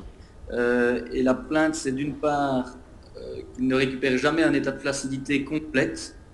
Et donc, il est gêné par une espèce de semi-priapisme qui prend une forme chronique. Il n'a pas de douleur et il présente une dysfonction érectile, par ailleurs, qui s'est aggravée au fur et à mesure des ponctions vidanges, mais qui était déjà sévère de toute façon après son premier épisode. D'accord. Bon, lui, il est guinéen. C'est pas rapport, mais il est gêné au quotidien. Voilà. Et à l'examen clinique, tu avais une verge comment? À l'examen clinique? Verge en semi-tumescence? À l'examen clinique, il y avait une verge qui n'était pas douloureuse, qui était, je dirais, avec une tumescence intermédiaire, quoi, 50% de tumescence, un peu en permanence, avec des épisodes un peu de fluctuation, des phases un peu plus rigides et puis des phases un tout petit peu plus placides, mais rares. Maxime, on n'a pas vu dans la présentation du cas s'il était drépanocytaire ou pas. Ça vient après. Alors ça a fait partie du bilan, effectivement. Donc il a eu évidemment un bilan plus large, un bilan avec biologie sanguine, des sérologies et une recherche de drépanocytose. Et il a une forme hétérozygote de drépanocytose et donc il a été classé drépanocytaire mineur. Il n'y a pas eu d'IRM de la verge? Alors, pas dans cette période préopératoire, puisque vous allez voir qu'il a été opéré. Justement, mais en préopératoire, qui aurait fait une IRM de la verge ou... Ce qui est tout de même étonnant chez lui, c'est qu'il a fait un priapisme aigu. Donc il a une drépanocytose qui vient d'Afrique noire, c'est le premier diagnostic. Ce qui est curieux, c'est qu'il est après le premier épisode de priapisme, il dit qu'il a une insuffisance érectile sévère. Et malgré tout, il fait à nouveau 2 épisodes de priapisme. Donc là, il y a un peu une contradiction quelque part. Alors c'est vrai qu'on doit penser, puisqu'il a eu à 2 ou 3 reprises des biopsies percutanées pour traiter son priapisme, à ce qu'on ait créé une fistule iatrogène, un priapisme artériel, un priapisme aigu qui se transforme en priapisme. Donc c'est une hypothèse à voir, mais j'avoue que je suis un peu étonné qu'il ait plus d'érection après, donc il doit y avoir une composante également psychologique chez lui également, probablement. Sinon ça n'explique pas qu'il puisse faire un priapisme aigu et puis se plaindre d'une insuffisance érectile sévère. C'est contradictoire.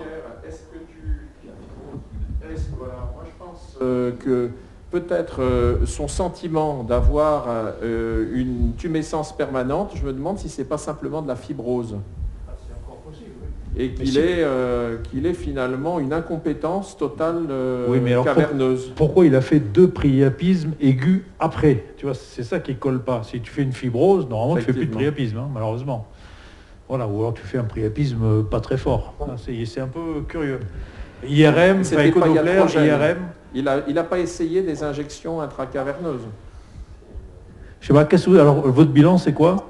Donc, il y a un bilan dermato, c'est ça? On a considéré effectivement, qu'il y avait effectivement un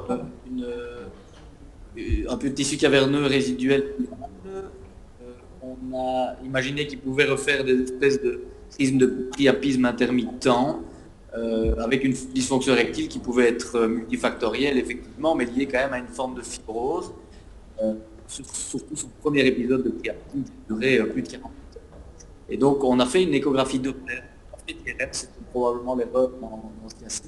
On a fait un Doppler pénien avec une injection de 10 microgrammes de prostaglandine, donc Caverject. Et cette échographie démontrait en fait des indices vasculaires normaux au niveau de la partie proximale des corps caverneux, mais une fibrose distale, comme on retrouve après des priapismes ischémiques. Et ce Caverject ne fonctionnait pas suffisamment pour lui apporter une érection épanouissante. Ok. Donc du coup, dans le contexte, vous lui avez proposé un implant pénien. Et en opératoire, vous vous rendez compte qu'on a des problèmes de longueur et de largeur. Donc vous lui posez une prothèse Coloplast Titan 22+2, 22+3 à gauche. C'est bien ça? Parce que du coup, Oui, là on voit donc, constatation péropératoire, ça veut dire qu'en préopératoire, c'était comment? Vous êtes fait surprendre? Donc il n'y a pas eu tellement de surprise, on s'attendait à un cas qui était difficile en termes de dilatation sur la partie distale des corps caverneux. On savait qu'il y avait de la fibrose parce qu'on avait cette documentation suite à l'échographie et on savait que c'était une verge de dimension importante. On s'était inquiété d'avoir des cylindres de 22 cm en stock. Et puis la dilatation s'est révélée particulièrement difficile d'un côté, à droite, et a imposé une incision distale, voire vraiment creuser dans le corps caverneux. Et puis on a pu mettre quand même 2 cylindres Titan, mais avec une asymétrie et 2/3, ce qui semblait tout à fait acceptable. Et en termes de longueur, on était très satisfait du résultat. Après, en termes de diamètre, on n'a pas de prothèse plus large, et donc on a mis le plus large qui existait. Voilà. On pourra ajouter ça là, sur les longueurs des cylindres. Hein. Donc il faut savoir, là, sur Coloplast, en général 22, ça fait partie du kit standard. Il y a jusqu'à tous les 2 cm. Il y a 24, il y a 28. Il faut le demander, bien sûr, à l'avance. Il faut anticiper les choses pour ne pas avoir à mettre trop de raccords. Par contre, ce n'est pas des implants qu'il faut connecter. C'est le cylindre séparé quand c'est 24 et 28. Moi, j'ai mis une fois 28 quand même, donc c'était une seule fois, mais enfin, il y a encore plus. Enfin, déjà, 22+2, c'est pour un priapisme, c'est déjà pas mal, parce que quand on est en post-priapisme, on est plutôt dans une situation, et c'est ça qui est assez inhabituel, on est plutôt dans une situation d'une verge rétractée, y compris chez les hommes originaires d'Afrique de l'Ouest. Hein. On est plutôt dans des verges rétractées. Virginie Roux, Guadeloupe... Donc, tu es confronté à la drépanocytose. Quand tu mets des prothèses, 20, 22, c'est quelque chose que tu mets de temps en temps comme taille? Tu mets plus? Non, pas plus.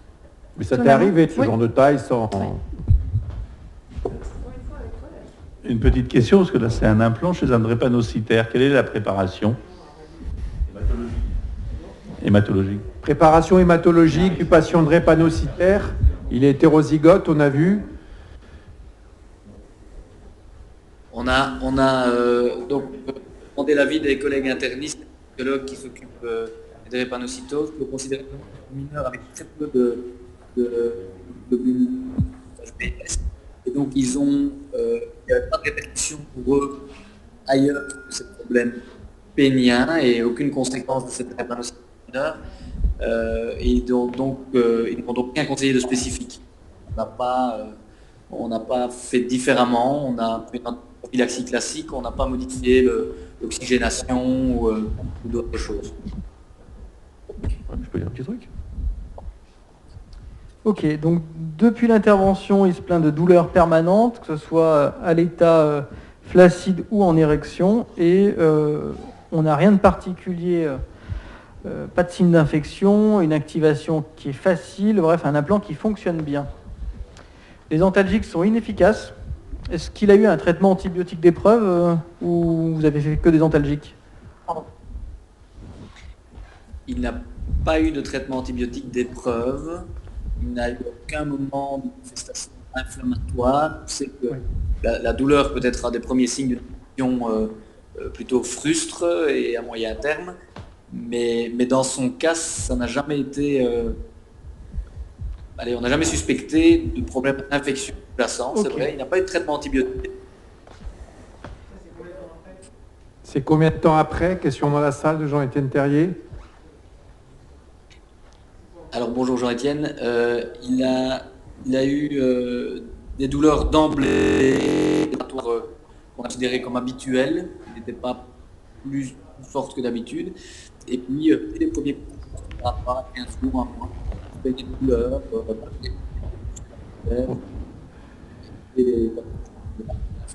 On t'a pas très bien entendu là, Maxime. Hein. D'accord. Donc douleurs d'emblée. Les douleurs au sont début. apparues d'emblée. Et elles sont où? Elles sont où? Que dans le pénis ou C'est vraiment sur le corps de la verge.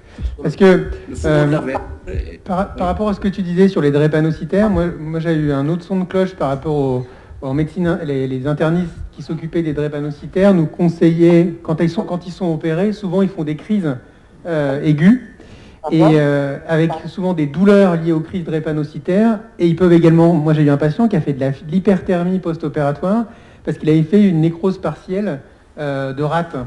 Et donc il peut y avoir des signes évocateurs d'infection ou qui nous inquiètent beaucoup, qui sont en fait liés à une décompensation de la drépanocytose, qui n'ont rien à voir avec la pose de l'implant.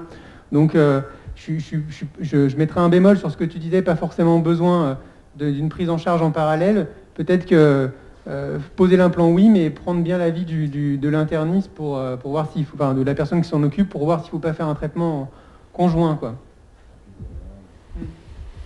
Okay, c'est vachement intéressant et c'était probablement une erreur aussi dans ce cas-ci, de ne pas avoir une prise en charge plus globale. Et on a été centré d'emblée sur ces douleurs post-opératoires après. Mais donc, il n'a pas eu de manifestation drépanocytaire. Après, sur le plan général, il a toujours ces problèmes de prurite et de lésions dermatologiques de grattage. C'est vraiment étonnant. Il a été vu en dermatologie 10 fois avec des bilans sanguins, des biopsies cutanées. Il a eu toute une série de sont toutes revenues négatives. Et donc il y a des choses qu'on n'explique pas chez lui. Ok, donc vous demandez un échodoppler pénien, prothèse dégonflée, et il y a toujours des flux artériels au niveau des axes caverneux. C'est bien ça? Comment vous avez Alors l'idée voilà, pour commenter ce Doppler, en fait, c'est que j'ai malheureusement pas de photo de sa verge, et donc c'est intéressant de voir le diamètre de sa verge qui est vraiment assez hors norme, plus en plus que la longueur. Et donc depuis le départ, en fait, on avait le sentiment que les douleurs étaient liées à du tissu caverneux résiduel et à sa maladie priapique qui persistait sur le tissu caverneux résiduel. Et c'était notre sentiment depuis le début. C'est pour ça qu'on n'a pas, qu'on a d'emblée fait une exploration et qui a confirmé que l'implant, lorsqu'il était dégonflé, il était vraiment petit au sein de ses corps caverneux, alors que c'est un implant coloplaste. Et le tissu caverneux résiduel avait encore des flux francs, et donc pas de signe ischémique non plus. Il nous a perturbés, il nous a motivé à réaliser alors une IRM avec injection de gadolinium et de la réaliser à prothèse gonflée. Voilà. Et ça veut dire qu'à prothèse gonflée, il n'y avait pas de flux artériel. Tu avais des flux artériels uniquement prothèse dégonflée, c'est ça? Et alors, prothèse gonflée, il perdait quand même des flux artériels dans le tissu caverneux qui entoure le cylindre. Et on le voit là sur l'image de gauche. On voit le cylindre de droite, je vais dire, qui est encore entouré d'un épaississement qui prend le gadolinium. Voilà. Vous lui avez proposé de laisser l'implant gonfler pendant plusieurs jours, semaines, pour essayer d'écraser quelque part ce tissu caverneux. Enfin, je ne sais pas quelle est la stratégie que vous avez envisagée. C'est une excellente remarque et ça a été notre idée d'emblée, c'est de lui demander de l'activer très régulièrement, de faire du recycling et de le laisser même activer plusieurs heures. Il a joué le jeu, il l'a laissé activer des nuits entières pendant des semaines entières et malgré ça, on n'a pas eu de résultat. Et gonflé, il avait aussi mal que dégonflé. Oui, exactement identique. Ok. Est-ce que dans la salle, là, ou peut-être dans les autres salles Dans les autres pays, vous avez une idée? Question, vous vous êtes posé la question, c'est un peu paradoxal, mais d'emboliser les caverneuses? Alors pour tout vous dire, c'est ce qui est prévu maintenant. Donc on l'a revu la semaine passée. Et, ah oui, et donc style, style in process. Voilà, on a proposé une artériographie avec, si possible, une embolisation microsélective des artères caverneuses. C'est-à-dire comme pour les priapismes artériels récidivants, donc c'est quand même un cas très inhabituel. Hein. Oui, Sébastien Belay. Oui, salut, merci pour ton cas clinique qui est vraiment intéressant. J'ai travaillé quelques années à l'hôpital Tenon à Paris, dans lequel il y a un service de drépano. Et je ne sais pas si quelqu'un d'autre a cette notion, mais les malades qui ont des douleurs comme ça récidivantes sur des priapismes, ils réagissent assez bien au finastéride ou au dutastéride. Et je m'apprêtais à te poser la question, est-ce que vous avez essayé de le mettre sous Chibroscar, sous finastéride à double dose pendant quelques jours pour voir si ça calmait les choses? Donc traitement médical. Non, c'est une excellente question et proposition, on ne l'a pas fait. On n'a pas l'habitude d'utiliser la finastéride dans ces cas-là et pas essayé ici, mais on pourrait. Question Ludovic Ferretti. Moi, je me posais la question on voit les extrémités proximales de l'implant qui ne sont pas au fond tout à fait des corps caverneux. On sait que les artères caverneuses, elles rentrent par le fond. Est-ce que c'est pas par là que ça se passe plutôt, qu'on n'a pas suffisamment dilaté tout au fond? Ben, je suis pas sûr sur les prolongateurs, justement. On a l'impression qu'il reste du corps caverneux, là. C'est pour ça que je me posais la question. Peut-être qu'effectivement, j'analyse mal les images, mais je me demande s'il ne reste pas du corps caverneux au fond. Là, tu as entendu la question, Maxime? Oui. Oui, mais je suis d'accord qu'il y a une légère asymétrie. Il y a 1 cm d'asymétrie, c'est ça, 22 plus 2, 22 plus 3. Hein. Exactement, il y a 1 cm d'asymétrie, donc on a considéré que c'était lié à ça. Et lui n'a pas vraiment de douleur sur la portion proximale, vraiment périnéale profonde. Il est plutôt gêné sur le fourreau de la verge, mais c'est vrai qu'il y a une asymétrie proximale qui n'a pas d'impact au niveau distal, en tout cas, ça ne gêne pas à l'activation. Ok, je sais pas. Mais peut-être que c'est là que passe un problème et que la fistule artério-veineuse est présente. En tout cas, c'est un cas clinique intéressant. Hein, donc, les idées, en dehors de l'embolisation, c'est vrai que le traitement médical, on peut se poser la question parce que finalement, c'est un cas clinique de priapisme sévère, partiel, quoi. Enfin, c'est une entité un petit peu particulière avec, dans le cas d'une grosse verge, où on sait très bien qu'il y a du tissu caverneux quand les corps caverneux sont larges. Et pourtant, on a employé la coloplaste titan, qui est censée être la plus large, n'est-ce pas, Sébastien Belay? Non, mais avoir du tissu caverneux résiduel, même fonctionnel, je ne suis pas persuadé que ça explique la douleur dont il se plaint. Si c'est une douleur permanente, gonflée, dégonflée, comment elle est, type de douleur, est-ce que c'est pas plutôt une douleur d'origine neurogène? Il y a eu, je ne sais pas, mais qui est en fait dans la verge extérieure, je sais pas, ou une infection, oui. En tout cas, Jean-Pierre Graziana a très très bien introduit son topo demain matin sur les douleurs, donc il voulait faire un teasing pour sa présentation. Il y a une question de Jean-Étienne Terrier.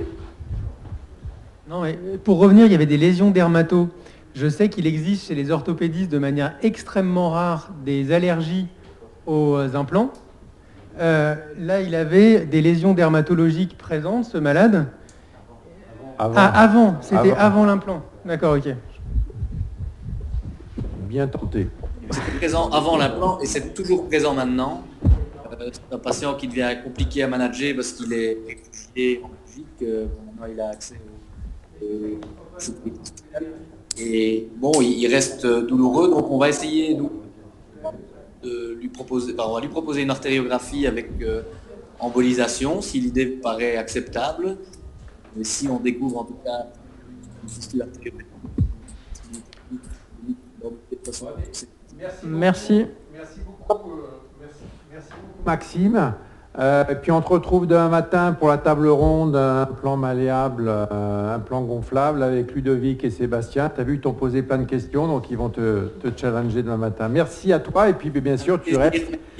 Et puis, bonjour à tous nos collègues belges qui sont également connectés, comme toi, chacun chez soi. J'espère que tout le monde a eu les codes qu'on vous a fournis de façon à ce que ça soit assez fluide. Merci à toi. Ok, un autre cas clinique sur une chirurgie de la courbure. Donc un patient qui est né en 85, qui a une courbure congénitale de la verge, qui est déviée à gauche. Il a déjà eu une première chirurgie en 2004, une plicature. Donc, puis finalement, quelques années après, tu l'as vu il n'y a pas longtemps apparemment, Jean-Pierre, récidive de cette courbure, tuméfaction contralatérale, une érection rigide, avec un petit point d'inflexion, une zone de faiblesse en face latérale droite, une IRM qui montre une hernie du corps caverneux à droite. À noter que la première intervention de 2004, on avait une zone d'excision du nesbit avec suture par fil résorbable. Qu'est-ce que vous en faites? On n'a pas d'image. On n'a pas d'image. En fait, c'est un jeune qui revient parce qu'il a eu une courbure congénitale opérée. Il revient parce qu'il a une faiblesse, enfin la verge plie, et il y a une hernie sur la zone qui a été opérée en fait. Parce que dans le compte-rendu initial, manifestement, c'était, voilà, je voulais attirer l'attention, d'abord sur les courbures congénitales, de faire peut-être qu'une grande zone large d'excision latérale et suturer du fil résorbable, je ne sais pas, j'ai plutôt l'impression que dans les courbures congénitales, il vaut mieux plusieurs plicatures au sommet qu'une grande large, qui peut être une zone de faiblesse, que quand même c'est un homme très jeune qui va bander fort. Voilà. Mais il revient, il est gêné. Il y a une hernie, qu'est-ce qu'on fait? Une reprise chirurgicale. Il est gêné fonctionnellement. C'est vrai que sur les plicatures pour courbure congénitale, moi je souscris à ce que tu dis. D'abord, elles sont en général harmonieuses. Donc en général, comme elles ne sont pas angle aigu, c'est plutôt 2 voire 3 plicatures qu'on a à faire. Deuxièmement, on sait que ces jeunes, ils ont des érections de jeunes, hein, donc ça va être challengé dès la première nuit post-opératoire. Donc effectivement, 4-0, etc., on a plutôt tendance à utiliser du fil plus gros. Oui. Non, l'érection est forte et c'est vrai qu'on a plutôt tendance à faire différemment. Après, on n'a pas les photos, tout est possible, on peut avoir des courbures congénitales à angle aigu quand même. Enfin voilà, on n'a pas les choses. Donc tu décides de l'opérer. Donc pour enlever cette hernie. C'était une zone de faiblesse, c'était une albuginée qui était faible. Donc la première opération en 2004, celle-là en 2012. Et c'était une zone de faiblesse, donc résection de cette zone et suture, tout simplement, avec là une photo en fin d'intervention, test d'érection, verge droite, normale et en forme. Ça se passe bien, content. Et le lendemain matin, je déballe. Et je vois le gland comme ça, puisqu'on fait une sonde, un grand pansement. Et au déballage, à J1, voilà, je vois une nécrose. Première fois. Ton type de pansement, c'était pas cohébant, c'était une bande un tulgras, une bande EasyFix auto-adhésive. Mais bon. Alors que quand on voit la photo, enfin opératoire, en fin d'intervention, je décollais un peu les faciales et enfin, j'ai pas de souci particulier. Donc voilà. Qu'est-ce qu'on fait? Quoi on pense? Alors oui, donc non. Elle y est, mais je l'utilise pas. Ils me mettent, elle l'utilise pas. La discussion dans la salle, c'est monopolaire, bipolaire. Hein. Ah non, mais c'est vrai. Non, c'est l'inspecteur une phase bipolaire, moi ciseaux bipolaire. Moi personnellement, je sors systématiquement les deux. Voilà, et puis évidemment. Mais c'est vrai, ça pourrait être ça, ça peut être une nécrose. On attend, on fait quoi? Je fais une photo, j'envoie ça aux collègues. Quand tu appuies ils me disent, dessus, faut faire reprends-le peut-être, fais de l'héparine, bon, bref. Quand tu appuies dessus, est-ce que quand tu appuies sur le gland ou sur le fourreau, est-ce que ça se recolore ou pas? Parce que c'est. Voilà. Et en fait, sur le moment, j'y ai pas pensé, mais ouf, à J2, J3, mis sous héparine, ça s'aggravait pas. Il y avait un hématome après du fourreau sous héparine. Hein. Bon, d'accord. Non, il n'était pas circoncis, il avait un paraphimosis. Et là, tu vas voir, il y a un paraphimosis dû à Et en fait, en demandant l'avis du plasticien qui est venu, il a appuyé, et moi j'y ai pas du tout pensé, et il me dit, ah non, c'est un infarcissement veineux. Parce que quand on appuie, il y a une recoloration, on appuie, c'est rosé, et ça se recolore, il dit, t'inquiète, ça va passer. Donc voilà, je voulais passer ça. Et qu'est-ce qui s'était passé en opératoire? Ça c'est maintenant, tu vois, donc il n'y a pas de problème. Enfin, pas maintenant, on voit que ça se recolore. Et puis maintenant, là, en 2020, ça c'est une photo de juillet 2020 où il est revenu pour autre chose. Et j'ai voulu voir, je lui ai demandé de m'envoyer une photo et c'est bien droit, pas gêné et sans problème. Mais en fait, c'est une reprise. Il ne faut pas oublier que c'est un dégantage, c'est une reprise chirurgicale. Et la seule chose dont je me souviens, si tu revenir en arrière, ça se voit. Ah ben non, parce que j'avais mis une flèche. Mais là où c'est un peu noir, à un moment donné, dans une reprise, dans le dégantage, il y avait une veine qui me paraissait superficielle, qui était probablement plus profonde, et que j'ai lié une veine à destinée glandulaire. Donc dans les reprises, faut quand même, dans le dégantage d'une reprise, faut faire attention. C'est intéressant ce que tu dis, je vais te passer la parole après Jean-Étienne, parce qu'il y a deux choses, c'est que par exemple sur le dogme de la postectomie, quand on fait une incision coronale, bon, sachez que c'était dans l'EMC des années 70, mais qu'il y a écrit nulle part qu'on doit faire une postectomie systématique quand on fait un dégantage. On doit prévenir le patient systématiquement qu'on risque d'avoir derrière un problème de phimosis et paraphimosis. Il y a une seule étude que moi je connais, il y a une quinzaine d'années de l'équipe du groupe de David Ralph à Londres qui parlait d'un risque estimé à 5% et que ce risque était par contre beaucoup plus important, forcément, si on avait des difficultés de décalotage déjà avant, mais surtout quand c'était une reprise, où là c'était très fortement conseillé, si ça n'avait pas été fait la première fois, de le faire la deuxième fois. Ensuite, deuxième point, le drainage de la veine dorsale par rapport à se méfier des gens qui ont une chirurgie veineuse, qui ont une saphénectomie. Je vous rappelle que ça se draine du côté gauche là, pour la veine dorsale superficielle, alors que la profonde, ça se draine dans le plexus semptorini. Donc il faut être un petit peu prudent. C'est un truc rare, certes, où il faut un petit peu se méfier quand vous avez une chirurgie veineuse du côté gauche. Jean-Étienne, tu voulais ajouter? Attends. Moi, quand je regarde ta photo post-op, des fois, quand on fait le pansement compressif, on met la verge un peu en traction et le patient, il se décalote. Du coup, naturellement, on a du mal à le mettre. Et moi, je me dis, est-ce que c'est pas tout simplement ton paraphimosis qui faisait un nanostriction et qui a provoqué ça? Et que des fois, c'est pas si facile que ça de faire le pansement compressif avec le patient recaloté. Parce que le fait de tracter, il est toujours décaloté. Et tu pourrais avoir une striction veineuse liée à ton paraphimosis, tout simplement. Attends. Moi, ce que je fais systématiquement quand je garde le prépuce, c'est que je mets un fil sur le prépuce après l'intervention et je les sonde systématiquement. Parce que je crois que le risque il est maximal les 24 premières heures, où là, s'il n'a pas de sonde notamment, il va se décaloter un petit peu, il va aller faire pipi. S'il a une sonde, que le prépuce est recouvert, et moi je mets un fil assez large, que j'enlève le lendemain matin avec la sonde, je touche du bois pour l'instant, je n'ai jamais eu. Après, chacun a ses petits trucs, astuces, mais c'est vrai que je pense que le problème de faire un pansement avec le prépuce qui risque de descendre, si vous mettez un fil, ça ne descend pas. Et Jean-Pierre, du coup, tu continues à mettre des pansements auto-agrippants? Oui, j'ai voulu faire 100. J'ai fait une série de 400, 3 énormes hématomes qui ont diffusé. Donc.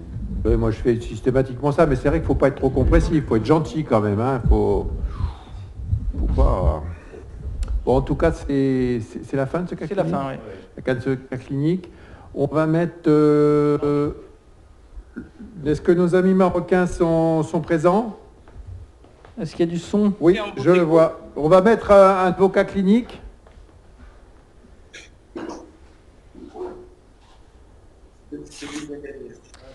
Donc, un patient de 58 ans, une lésion de la face ventrale de la verge qui évolue depuis 1 an. Prurigineux, douloureux, pas de fièvre, pas de dysurie, on n'a rien de particulier à l'examen urologique et on a des ganglions bilatéraux. Quel examen proposez-vous pour cette lésion de verge? Un scanner quoi du coup?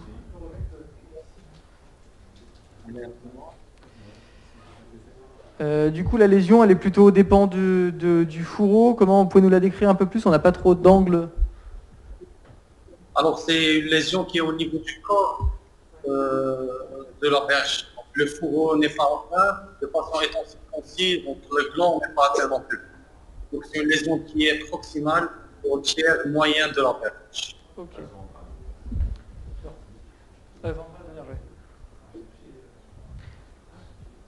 Ok. Donc biopsie. Qu'est-ce que vous proposez? Donc on a dans la salle, on a biopsie, biopsie XRS, scanner.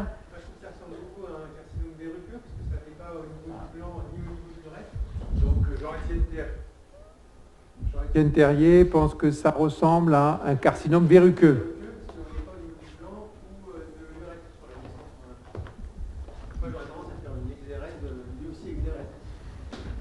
Est-ce que c'est mobile ou est-ce que c'est fixé?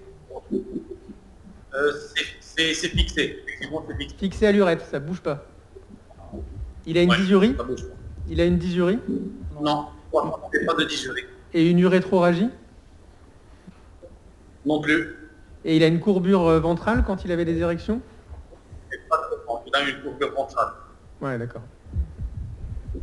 Et on a ces ganglions, comment vous les explorez?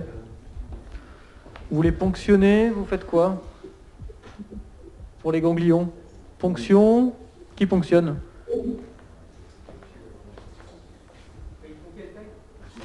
CN2, ouais. Mobile bilatéraux. Donc, il était classé CN2 avec 3 ganglions mobiles et 2 ganglions qui étaient mobiles. Donc vous avez demandé une IRM pelvienne. Exactement. On a fait une IRM pelvienne. Malheureusement, on n'a pas pu faire l'injection de avant de faire l'IRM, parce que c'est préférable dans une chirurgie de pénétration partielle, par exemple, de faire une IRM avec berge en érection, en injectant de prostaglandine une heure avant l'IRM. Donc il a bénéficié juste d'une IRM facile, montrer effectivement une lésion suspecte, envahissant les corps caverneux et les conduits. Donc c'était classé T3 à l'IRM, avec bien sûr présence de ganglions infracentimétriques latéraux et toujours inguinaux, pas de ganglions pelviens. Ok. Donc vous faites une biopsie sous anesthésie locale. Et puis l'anatomopathologie répond prolifération tumorale à différenciation épidermoïde associée à de l'HPV. Et vous faites un scanner TAP. Il n'y a pas de lésion secondaire. Est-ce que vous auriez fait autre chose? Là, les ganglions, on est d'accord, vous ne les avez pas touchés, hein? Non, on n'a pas fait de cytoponction ganglionnaire. Ok, pas de... Donc vous faites une pénectomie totale, un curage ganglionnaire inguinal complet et bilatéral, suite opératoire simple, pas de nécrose, pas d'infection, pas de lymphorée. L'anapathe vous répond carcinome épidermoïde, PT3, R0, N1. 2 ganglions positifs à droite, sans effraction capsulaire. Est-ce que vous avez des choses en particulier à nous dire sur comment s'est passée la chirurgie, les marges? On n'a pas les marges sur votre résultat anapathe? Effectivement, donc il y avait des marques négatives. Qui était partielle, on avait juste 2 cm de verge restante. Donc le patient... en marge saine à 2 cm, c'est ça? Il y avait juste 2 cm de verge restante. Et vous étiez à combien de la lésion du coup? On était à 3 cm de la lésion. Donc pour le patient, il y avait une obésité androïde. Donc ça allait être difficile pour lui en effondrement. Du coup, on a préféré et on a bien sûr prévenu le patient d'une périnéostonie qui a accepté. D'ailleurs, c'est ce qu'on avait fait. D'accord, très bien. Ok. Donc, la surveillance, comment vous organisez votre surveillance, votre prise en charge, la suite? On a un PT3R0N1, on est à une bonne distance de la lésion. On a 2 ganglions positifs sans effraction capsulaire.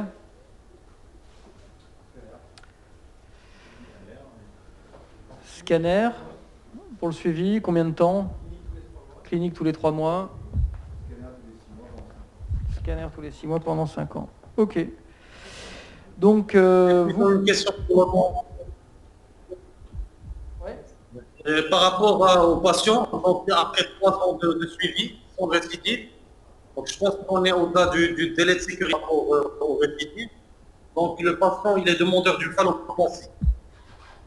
Qu'est-ce que vous préférez, une phalloplastie par un lobo antébrachial ou plutôt un lobo abdominal du trapézien?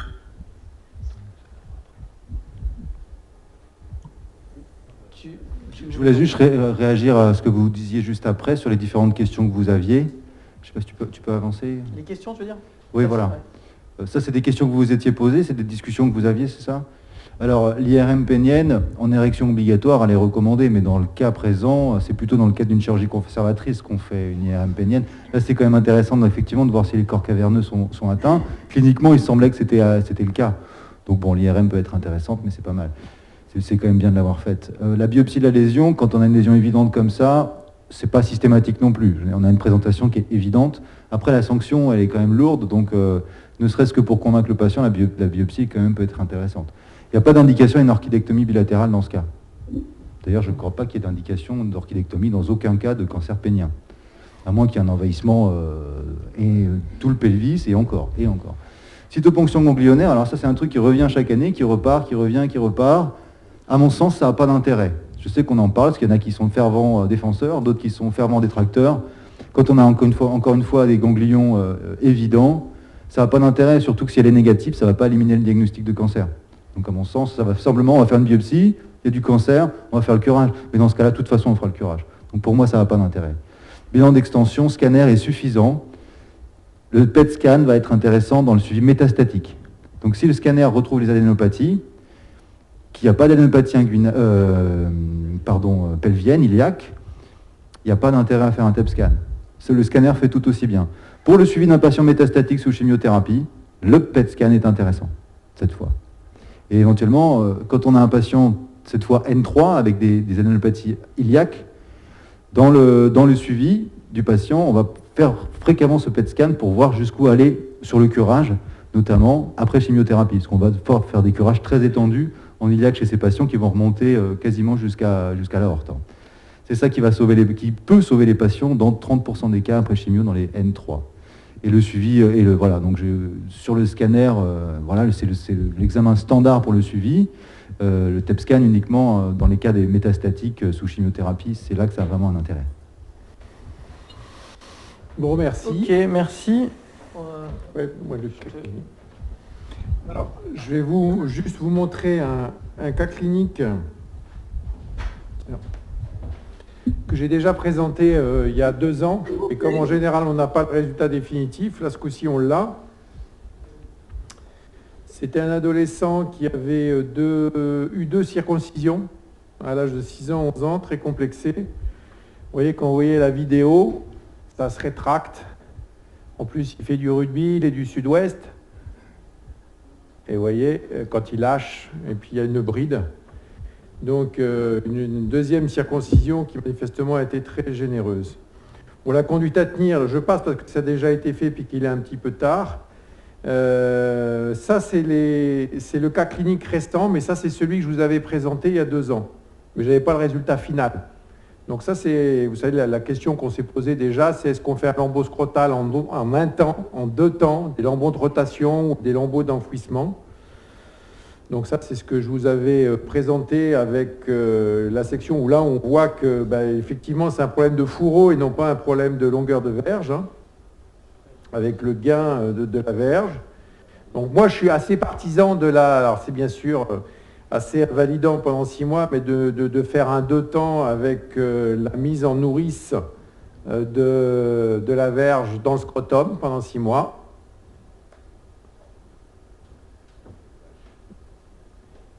Donc ça, c'est un patient qui avait 15 ans à l'époque, là, que je vous ai présenté il y a 2 ans, et il y avait justement la discussion, 1 temps, 2 temps, ou lambeau de rotation,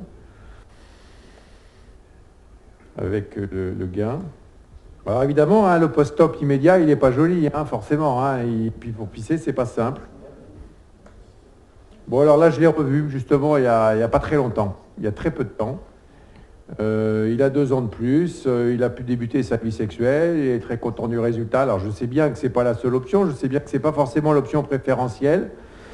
Moi je trouve personnellement que c'est une option assez sécuritaire à condition que vous ayez un scrotum assez important. Et moi je le privilégie notamment quand j'ai un scrotum, je trouve qui n'est pas très important.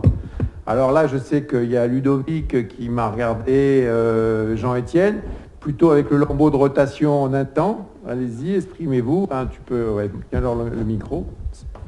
Je pense qu'on va avoir des avis peut-être même différents.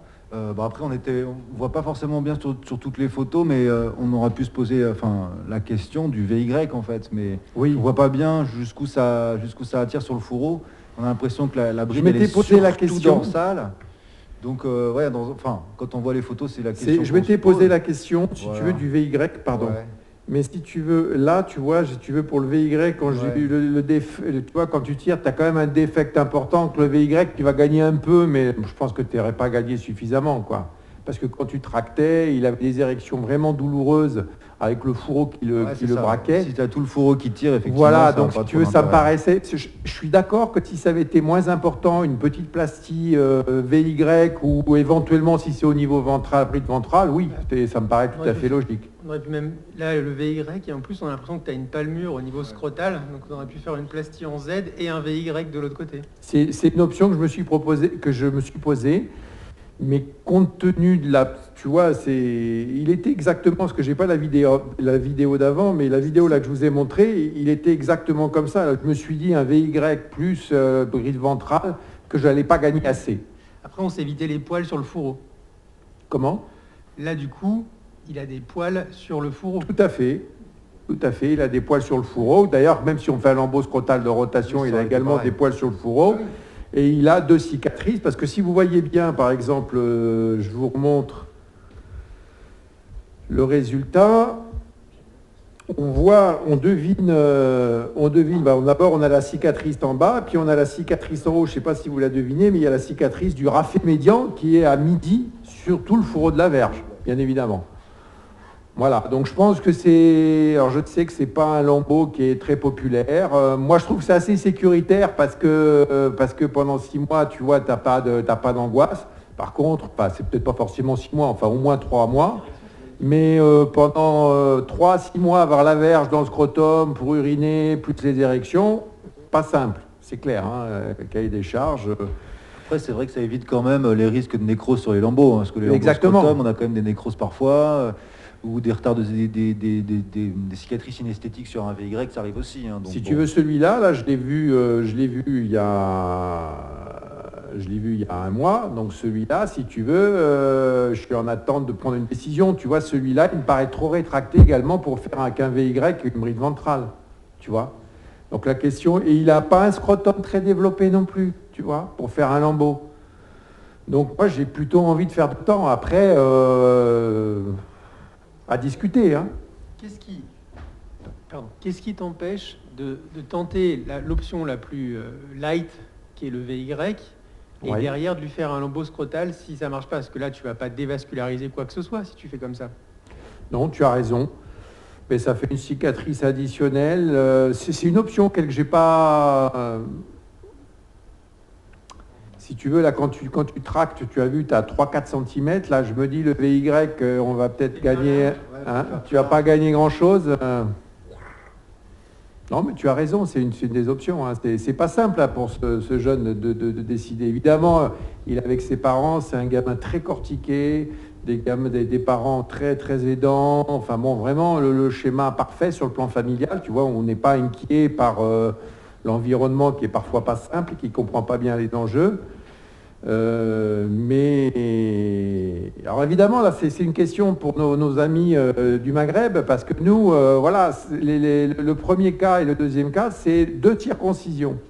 Est-ce que c'est également des problématiques que vous avez, parce qu'on a l'impression, nous, qu'on a de temps en temps des circoncisions, le patient recalote un tout petit peu, parce que d'ailleurs, certains patients recherchent, comme dans certains sites de chirurgie esthétique, la circoncision partielle, mais de temps en temps, ça ne suffit pas, et la deuxième fois, on coupe trop court, et puis on a tous vu également dans nos services des circoncisions un peu trop généreuses, et derrière, parce qu'on met 2 cochères, on tire vers le haut à fond et ensuite il n'y a pas assez de fourreau. Comment vous gérez ces patients-là? Est-ce que vous leur faites des lambeaux scrotaux, un temps, 2 temps, des plasties VY? Je vois notre ami Anne Cherki là qui est... Oui, on préfère les lambeaux en Y. C'est vrai qu'il n'y a pas d'étoffe, mais on préfère les lambeaux en Y. Parce que nous, les circoncisions, vraiment les faire, on peut le dire, par des cochons. Parce que les circoncisions, on n'a pas bien entendu... On n'a pas assez d'étoffe parce que, surtout par rapport à nos circoncisions, qui sont assez importantes. D'accord.